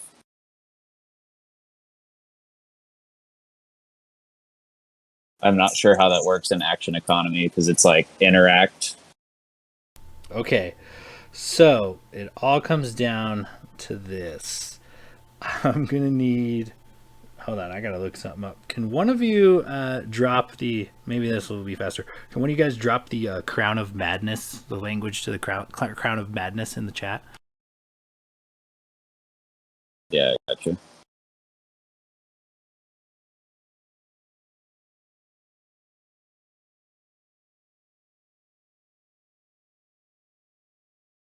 Okay, it is a wisdom saving throw. So, unfortunately, anyone but Tixie enters the area above this geometric shape requires a wisdom saving throw. Flying, though clever, I didn't quite pull it off. You still gotta give me that wisdom save. It was worth a shot. Fuck. I feel like the dice have been fucking me all night, but I'm so hesitant to use Avray. And I have a -1 to wisdom saving throws to begin with, so fuck. Alright, we're going Avray. Yeah, sweet. Fucking why would that work? You hit the wrong chat. What was it? I didn't look. It's a 7. So as you kind of, with the key in hand, you enter this weird geometric shape area, and the lights from it kind of begin to glow. And, this twisted crown of jagged iron kind of appears on your head, and you are very, very confused and unsure of what your next action should be. With that, Jurgen, we are going to have to move down back to Tixie.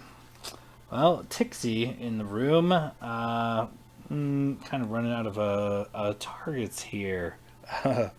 With Jurgen gone, let's see. I think she's gonna give everybody one of these.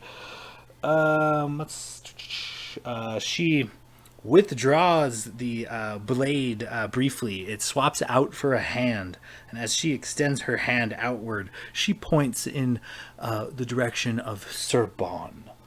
That coming out to a 23 to hit. I assume that hits. Yeah. With that, a twisting, crackling bolt of lightning seems to erupt from this, like, gears that seem to be generating some sort of electrical power, and it erupts from her hand and crashes into you, Surbon, doing 20 points of lightning damage.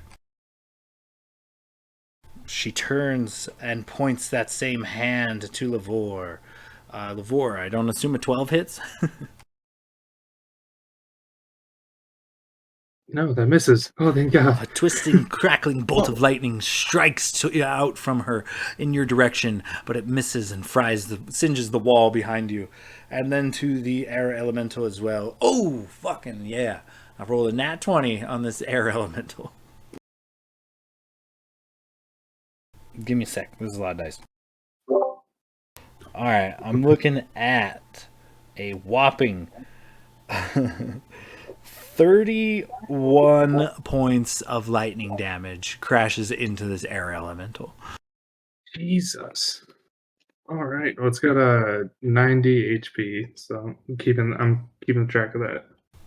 With that, she sputters and curses and takes her movement, and she positions herself right at the entrance of the room. She positions herself right above the door, right next to Sir Bon.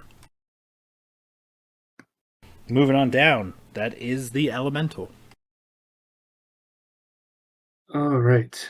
Well, I didn't take any damage, so I still have concentration. So I'm gonna have command the air elemental to move into the same space as again Tockworth and use their whirlwind attack.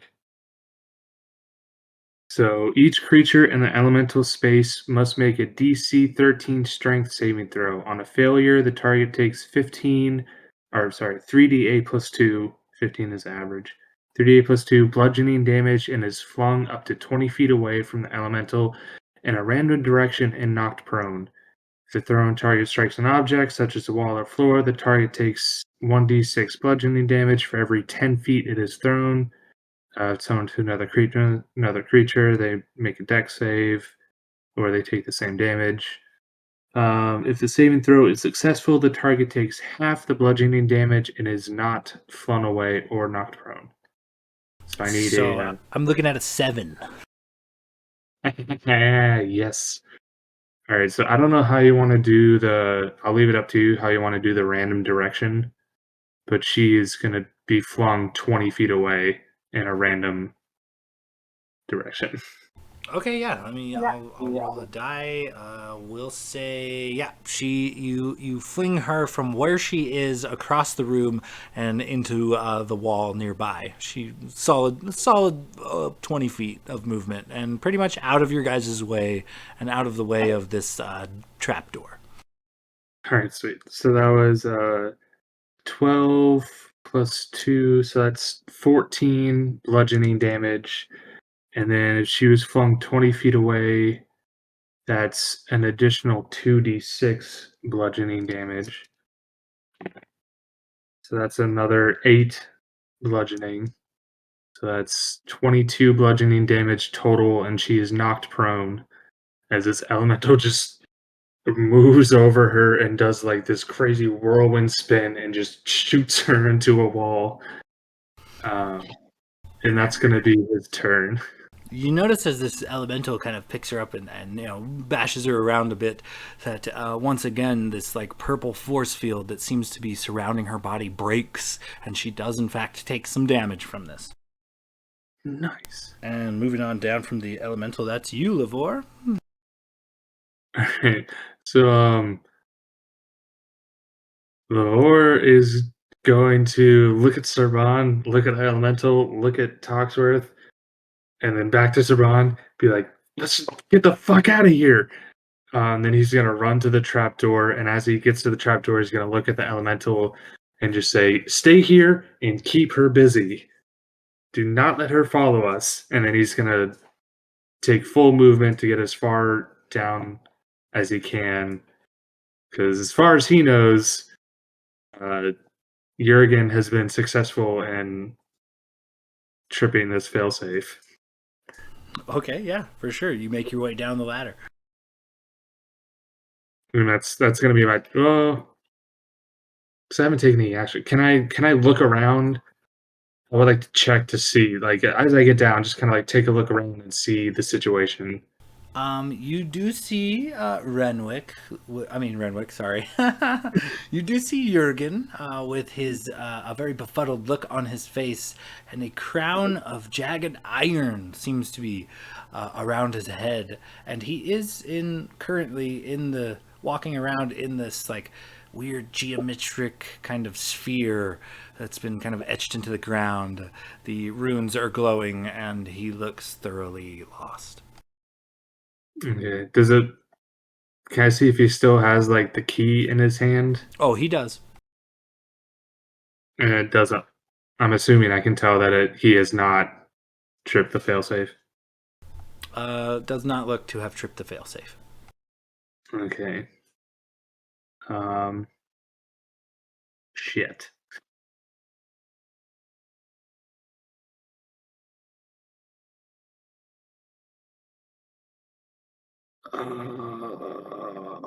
Fuck. Okay, well, bonus action, I'm going to move my spiritual weapon.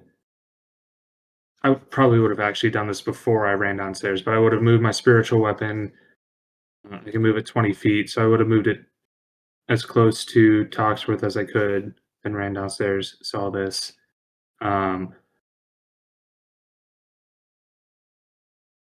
God. Okay. Oh,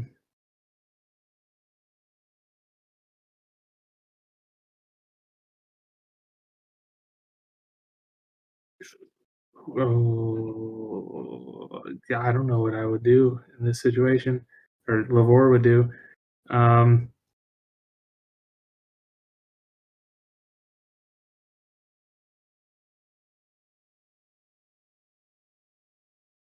I don't have any sort of restoration. I'm sorry. I'm taking a long time. There's no hard feelings if you need to put Jurgen down or like use non-lethal to knock him out. I'm not gonna fault you for it.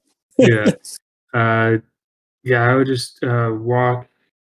I wouldn't walk into. I would use the remaining movement to get to the edge of what we know to be the trap, because it was pointed out and we were made aware of it. So I walked to the edge.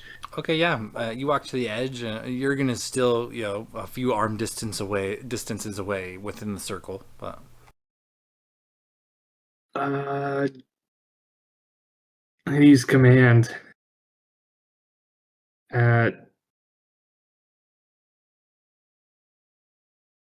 first level on Jurgen. okay. A wisdom saving throw. You were a fucking genius. Jurgen, do you or do you not have resistance to being charmed? I don't think I do. I just thought. But let me look. It might be like a fey creature. I have thing. resistance to avoid traps. I have advantage on dexterity saving throws, and I have resistance to damage dealt by traps. Okay, so I didn't know if it was like a fey thing where some of them do, but I guess not. So give me a wisdom save. All right. That's a -1. I'll roll it in chat just to keep it consistent. So this will be the one time Avery actually doesn't. You'll natty 20 this pitch. Yeah. 10. Hey, all right, 10. That's got to fail. Yeah, it does. Nice. DC 15. And so what's your command? So, I mean, this is up to your discretion how you think this would be understood, the language. And I don't know if pointing would help, but Lavore would definitely point towards the box, the failsafe box, and say unlock. Okay, yeah. A key, I mean, I feel like that's the closest, the only thing I can think of to say that is one word. Yeah, I think that would work. Yeah, if Sean's gonna allow that, then I feel like Jurgen is like, he's looking very like staggered and kind of like his eyes are a little glazed over, and he's got that crown on his head, and then all of a sudden like his eyes go white, and he just kind of looks at you, and then you point, and he just holds the key up and starts moving toward the box. like he's under so much magical influence right now. He doesn't know what the fuck's going on. You're just a vegetable. And with that, I mean, Jurgen kind of snaps to, but it is not quite Jurgen's turn. Back up to the top of the round. Sir Bon, you're standing near this trap door with, Tixie has just been thrown up against the wall. This air elemental still kind of raging, blowing things around. What do you do from here? I jump down the hole. Okay, yeah. To take another healing potion. I want to cast Cure Wounds at first level on myself. All right. And that will end my turn.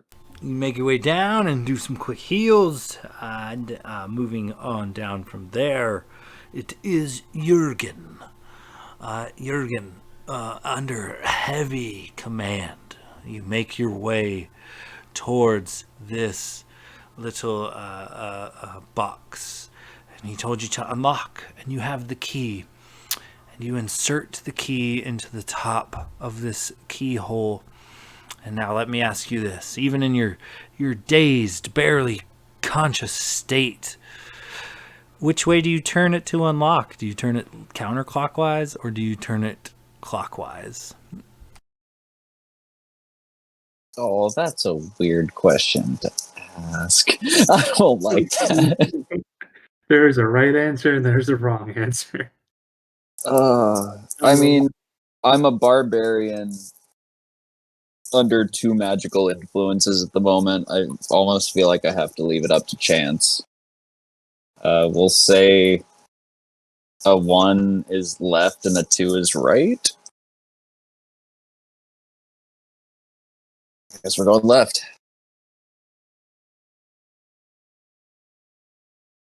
Okay, as you crank this thing left, it seems to completely kill the power to the geometric design of this like trap, and it not only turns the glowing like runes on the etched into the floor off, the iron crown upon your dome just melts into nothing.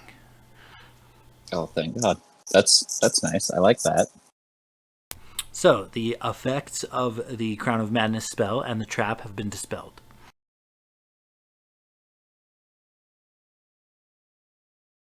That being said, Jurgen, you kind of made your way over. So I'll say you've taken 10 feet of movement and your standard action. You have a little bit of movement and a bonus action left.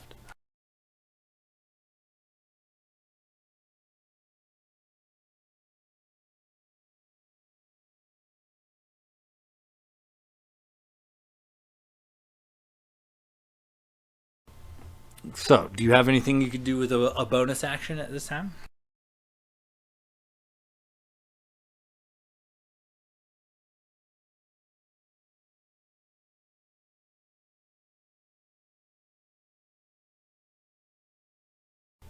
You might be muted there, Jurgen. I was indeed. Do we get the impression that only deactivated the trap? Or do we get the impression like that was the full failsafe? Like the trap deactivated, the failsafe it like went off. Oh man, you gotta love barbarians trying to be smart. Go ahead and give me. I mean, I've got a headband of intellect. Give me an Arcana check. Like I got a +4 to all knowledge checks, so that's something. Fucking natty 20. I shit you not. 24. I cannot roll to save my fucking life, but all of my knowledge checks have been on point tonight.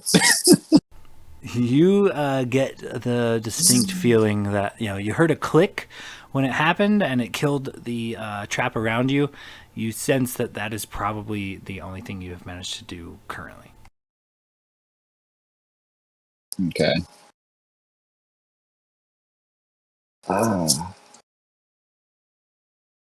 I mean, as a barbarian, if he turned it to the left and it shut the trap off, then his gut would tell him that turning it to the right would activate the failsafe. So can I use my bonus action to try the key the other way? You certainly can. And as you you twist it all the way to the right, you hear another loud click, and the sound of something powering down. But nothing happens in your immediate vicinity.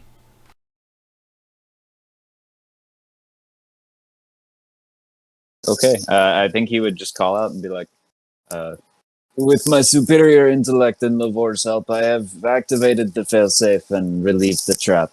It is time we go. And he'll use any remaining movement to start making his way toward the exit, hoping that air elemental is gonna hold off this fucking cyborg. Okay, yeah.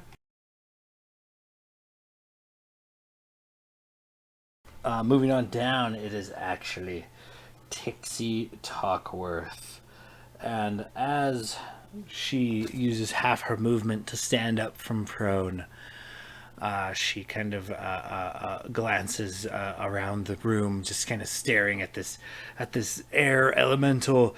And you guys, none of you being in the room, you hear a bit of shouting and a quick flash of light of some sort. And that's it. You guys don't really know what's going on up there. Moving on down there from Tixie, it is the Elemental.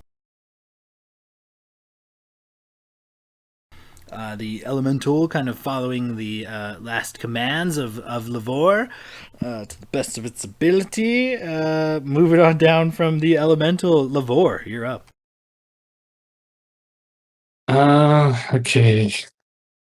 Think seeing that the mission was, as far as we can tell, accomplished. Lavore would probably um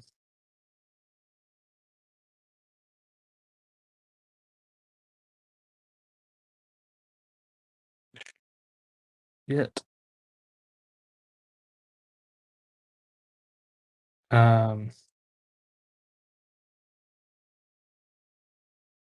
I think he'd be kind of curious about what was going on back upstairs.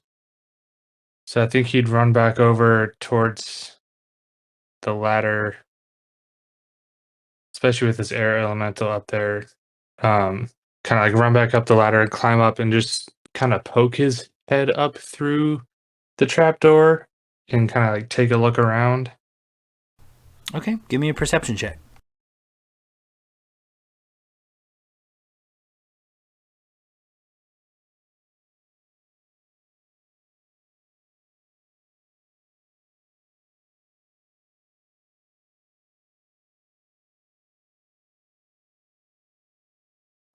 Sorry, I was muted. That's a 19. As you pop your head up and look around, it's the same room you had just left. Your elemental is still swirling angrily, papers and, occasional baubles just kind of floating around in the room with the wind. But Tixie Tockworth is nowhere to be seen.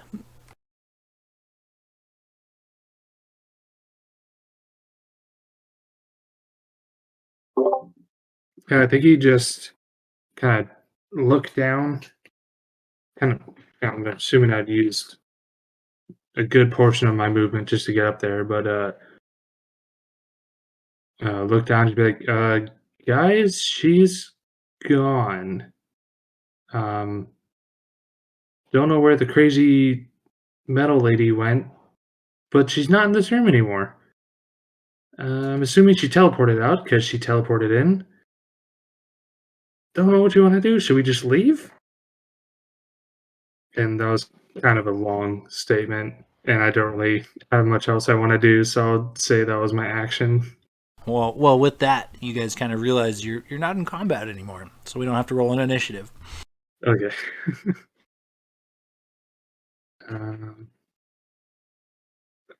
long does Conjure Elemental last? Only a minute. probably only got like 45 seconds left on this elemental anyway. Yeah, it blows around the room angrily, blusters here and there, but it does Just gonna say eventually trash fade. your fucking workshop.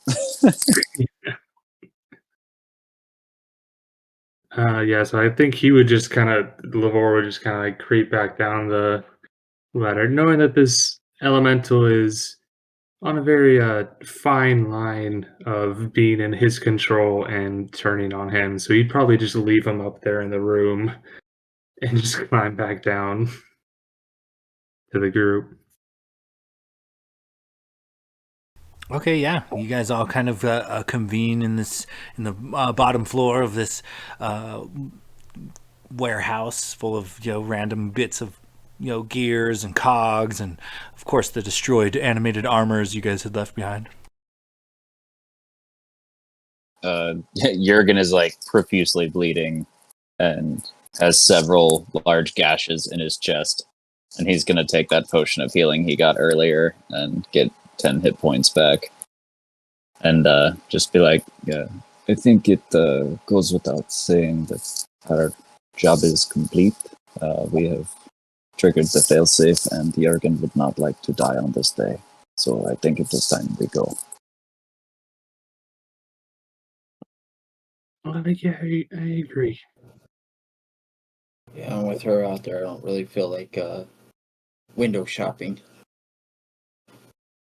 Yeah, neither do I. Also, Jurgen hates to admit it, but if she does come back, Jurgen is probably 1 or 2 hits from dying again. yeah, that's not good. Also, I actually read the spell wrong. Casting time is 1 minute. It lasts up to an hour. Oh yeah, well then you've got a blustery ally just kind of blowing around in the top floor of this warehouse. Yeah, as long as I hold concentration, it listens to my verbal commands. If I lose concentration, it still stays for the full hour, but then it is potentially hostile towards me and my companions. So as long as I keep concentration, he's still chill with us. So yeah, I guess at that point I'd be like, wait, no, God, Lavore, you're so dumb. He's still friendly, and then he'd call his Earth element or Air Elemental down. There's still that shield guardian that might still be hanging out up front. So maybe we should send the Elemental out first, just because Jurgen, you're kind of hurt, and I don't want you to, I don't want you to die again. I mean, not that you were that heavy to pick up and carry around, but Jurgen will allow this.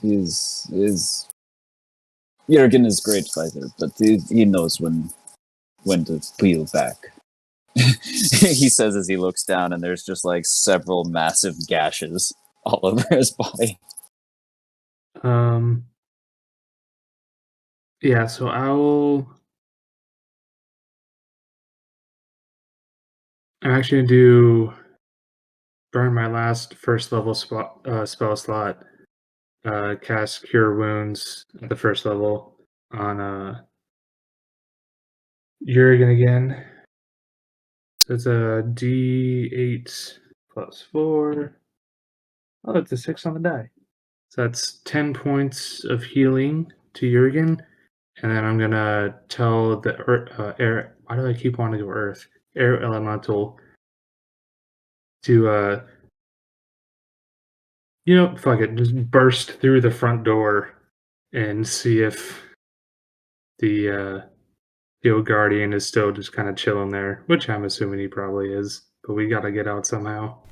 Oh yeah, it bursts through the door and immediately crashes into this shield guardian, and they begin doing battle immediately. Its defenses kind of kick in, and it begins thrashing and bashing at this air elemental. Okay, Lavore's going to turn to Serban. Serban, you had something that you could teleport someone 90 feet away, right? Do that to Jurgen now. Get him 90 feet away from the shield guardian, and I can get us out of here. I can get us to him. Just teleport him out.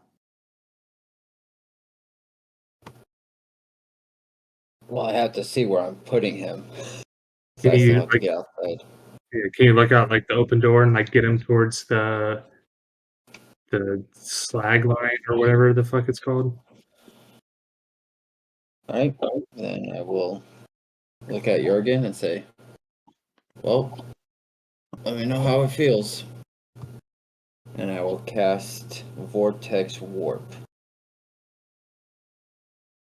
which would be a Constitution saving throw that he can choose to fail. If the only effect is moving me, yeah, he'll just let it happen. I feel like his eyes get real big though, and he's just like, Jurgen does not like magic that much anymore. Well, you feel the space around you just start to warp and pull and stretch and shrink until you just pop. And you're 90 feet away as the surroundings again just kind of warp and pop you into space. And then Lavore is gonna turn towards Serban and just be like, "You're gonna hate me so much." And then he's just gonna reach down, put both like hand Wait. under each of his. I put down the hole and get the dog in and then grab it back up. Oh, yeah. Okay. Okay. He's gonna reach down, put a hand under each one of his armpits, put him on his hip like he's a toddler, and then grab the edge of his cloak and kind of spin around and throw his cloak around and cast Dimension Door. And they poof out in a cloud of black smoke, and I'm gonna appear 90 feet away, exactly where I just saw him teleport Jurgen. Okay, yeah. As you guys teleport outside, just a bit out of range, it looks like the Shield Guardian and this Elemental are really giving it back and forth. But the Elemental seems to be taking most of the Shield Guardian's attention at the moment. As you guys kind of make your way outside, I need everybody to give me perception checks. Oh man. 14. 17. 13. So Jurgen and Serban, you notice right in your immediate vicinity, there seems to be another trio of these automatons, very like dog-like creatures. They look intact. They look in full, like not damaged or anything, but they do not appear to be working. They look like they have just fallen over wherever they have made their final stand, rather. And but Lavore, as you kind of look on, you look to like the very center of this of Little Lockford. The central feature of Little Lockford is an enormous, like hollowed out stalactite with luminous clock faces built into it. And as you look at this, massive center structure, a small glowing bead of fire seems to rise from it, and it rises and it rises up into the darkness. It is so dark up above you and around you here in the Underdark that you can watch this tiny little bead of light fly off into the distance for quite some time before you can't see it anymore. But that being said, as you guys kind of look around, you do hear the grinding of bridges, and it looks to be like all of the bridges have been retracted.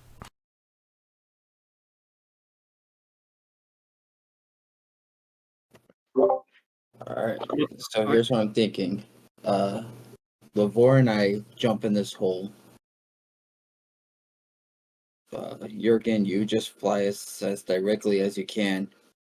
I'll pull out the pouch and say, and I got some more of that disappearance stuff that you used at the prison. Just throw it on yourself and fly us the hell out of here. Jurgen likes this idea. He was a little weary, but with the addition of the dust, it is a great plan. Just, you got 10 minutes to let us out. Yeah, you gotta just make it across in 10 minutes. You can do that, right? It's not Yeah. that far. You're pretty fast. Jurgen will count the seconds for you. And worst case, just like maybe try to stick an arm out or something. You know, just remind me. I am forgetful and also half dead. Okay, sweet. Take this before we go in the hole. And he's just gonna pass him a standard healing potion and then jump down in the hole.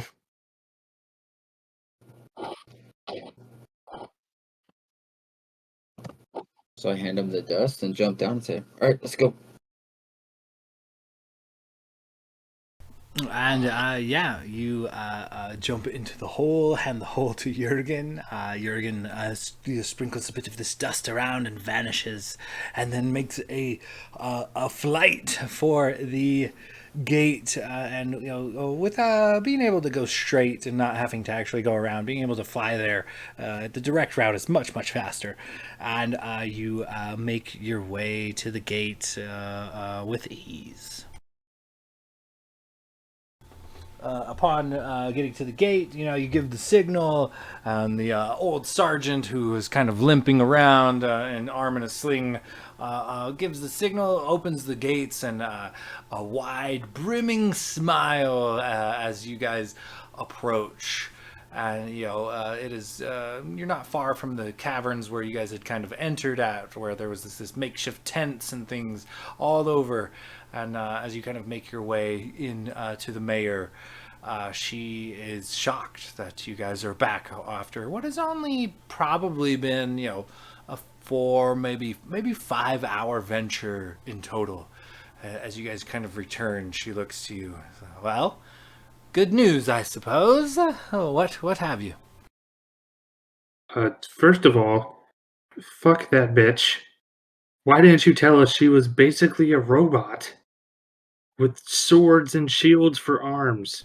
Oh, Yeah, I mean, sorry. Jurgen is sorry not about happy that you neglected to tell us that she was some sort of clockwork, creature monster thing. Look at me!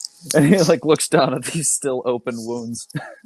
Jurgen's muscles have never looked like this before.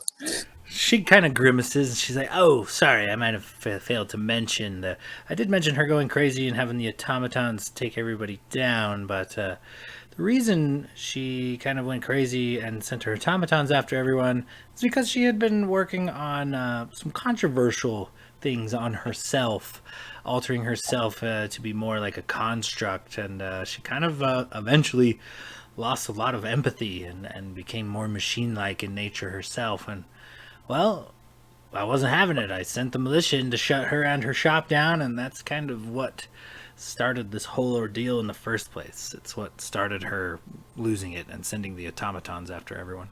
So thank you very much. You've shut them all down then. Jurgen's fists clench, and he's just like, Jurgen thinks that it would have been very nice for you to have maybe given us that warning up front, so that we were prepared for when she walked out of the portal and nearly killed us all. And he's just starting to breathe heavy and shake a little bit. Also, she might not, probably not, for Nope. sure is... Jurgen puts his hand over your mouth. He just says, "The city is safe. We have deactivated the automatons."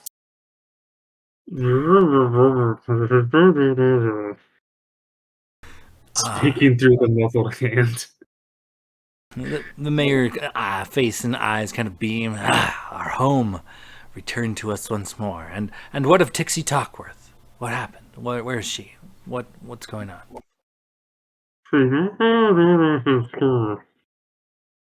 I'm assuming Jurgen's hand is still over my mouth. It is, but he will slowly lower it and allow you to continue.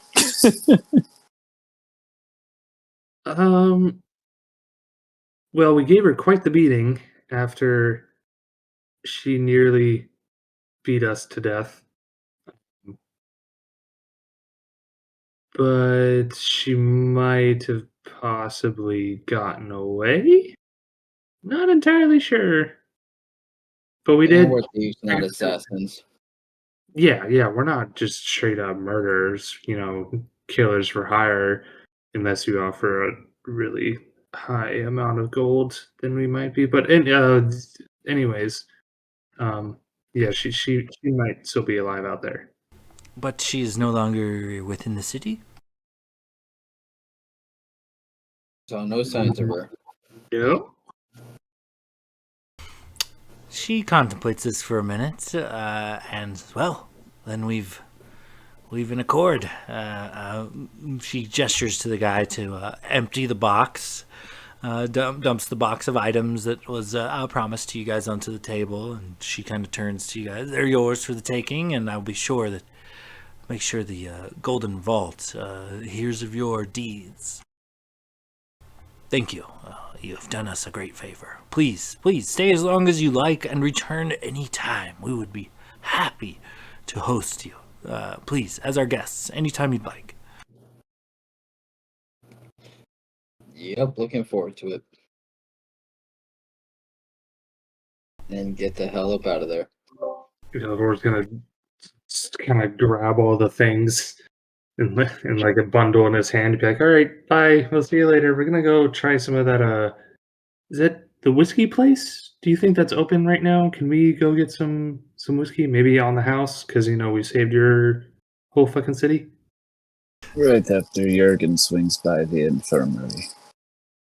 Oh, for sure. Yeah, you guys can make your way through the city, and now that the looming terror is over, the citizens are both kind of relieved and grieved to be returned to their homestead. But they do so and begin taking care of business here in the city of Little Lockford. So. Not only that, but you guys get your the reward from the mayor, and good word has been passed forward to the Golden Vault to get you guys yet another reward. This reward is, let's double check here. Organization rewards them with a rare magic item of their choice, subject to your approval as payment. So, like I said, another rare magic item from the Golden Vault Society bestowed upon you all, but it won't arrive until next session, obviously. But keep an eye out for whatever another rare item you guys would like to add to your arsenals. Fuck yeah. Hell yeah, boys. That got fucking wonky. But that was our fastest heist yet. That fucking Tockworth. Holy shit. Yeah, dude. One fucking creature that can take on 3 of us in an elemental and still walk away. Like, can in 2 turns put down a barbarian. Holy shit. That force damage was just... There's nothing I could do against it. There's only one type of barbarian that would have even had a chance. Yeah, that was wild. Like 3 attacks, and all 3 attacks just fucked you. She had you by about 4 levels, to be fair. Yeah, that was just fucking brutal. But we survived. Fucking Lavore coming in clutch with getting me back up and then commanding me to break the Crown of Madness. That was fucking great. I had to do something after last session where I fucking just leaped off of a cliff into what I thought was a regular lake, but was actually a frozen lake. I had to make up for it. I think the party will be less inclined to make fun of you after being the hero. Well, that being said, the next heist, the heist of the Golden Vault or whatever it is, the next heist is also at level 5. They seem to double up heists at level 5 and level 8. Just so you're aware, the next heist will also take place at level 5. So you won't have to level up, but you will have to grab that rare item. So. Okay. And Dakota, did you get the list of reward items from the mayor, or do we need that? Yeah, I've got it. It is a ruby ring worth upwards of 5,000 gold, so I'm not sure what the actual total is, or if it's just a flat 5k. Let's call it a flat 5k. All right, Good boots of persuasion check. Could that be like 7k? The boots? Not quite. No. I'm saying with a good persuasion check, could we persuade a market dealer to take that for 7k instead of 5? We'll say DC 15. I'll add an extra grand to it. DC gotta be north of 20 to get 7k, and you got to do it. I think I will right now. Yeah, persuasion. Jurgen would like to aid. Yeah. Let's see it. Shit, fuck. I rolled a 4. Oh, buddy. That's a 7 persuasion. Oh, That's what I get. sorry. Trying to be greedy. 5k is 4k. No, I'm just kidding. 5k is what it's worth. 8 goes down. All right. So boots of striding and springing. When you wear these boots, your walking speed becomes 30 feet unless your walking speed's already higher. Your speed isn't reduced when you're encumbered or wearing heavy armor, and in addition, you can jump 3 times the normal distance, though you can't jump farther than the remaining movement would allow. If anybody wants those specifically. So you can I have a basically lot of just movement jump your as a movement fairy. then? Is that how that works? You can just jump Kind your of, yeah. Yeah, I think you still have to move 10 feet to get like a jump, but then you could effectively jump the rest of your movement. So you can kind of just leap around the battlefield. That's pretty awesome. And also helps with heavy armor and encumbrance. So that's pretty sick. But I already have 40 feet of movement and I can fly, so I feel like I'm almost never touching the ground. It doesn't make sense for me. I have a ring of jumping, so it doesn't make sense for me either. I guess Serban's getting some fancy boots, or you got fucking slippers. Yeah, so it's Lavendro or Elephant Ass can jump around. Yeah, I'll mark those as question marks for now. We'll give it to somebody else. Obviously splitting the 5k, I'm assuming, and then do we want to roll off for the Stone of Good Luck? Yeah. Rollies. Do some rollies. All right. Just a flat d20 in chat. Yeah, let's do that.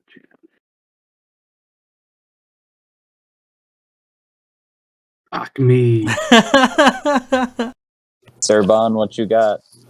I already have a Stone of Good Luck that I'm attuned to. Oh, do you? Sick.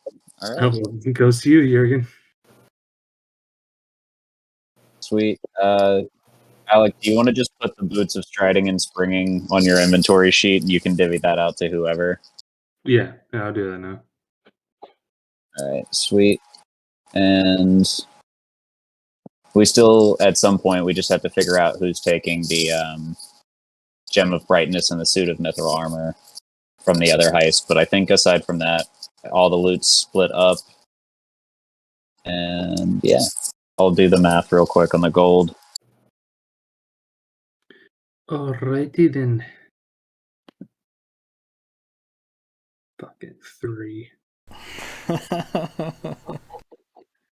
Avery hates me. She doesn't like you guys, that's true. Imagine if I had been rolling with her instead of my own dice. I probably would have murdered you guys so fast. Yeah, she loves the DM.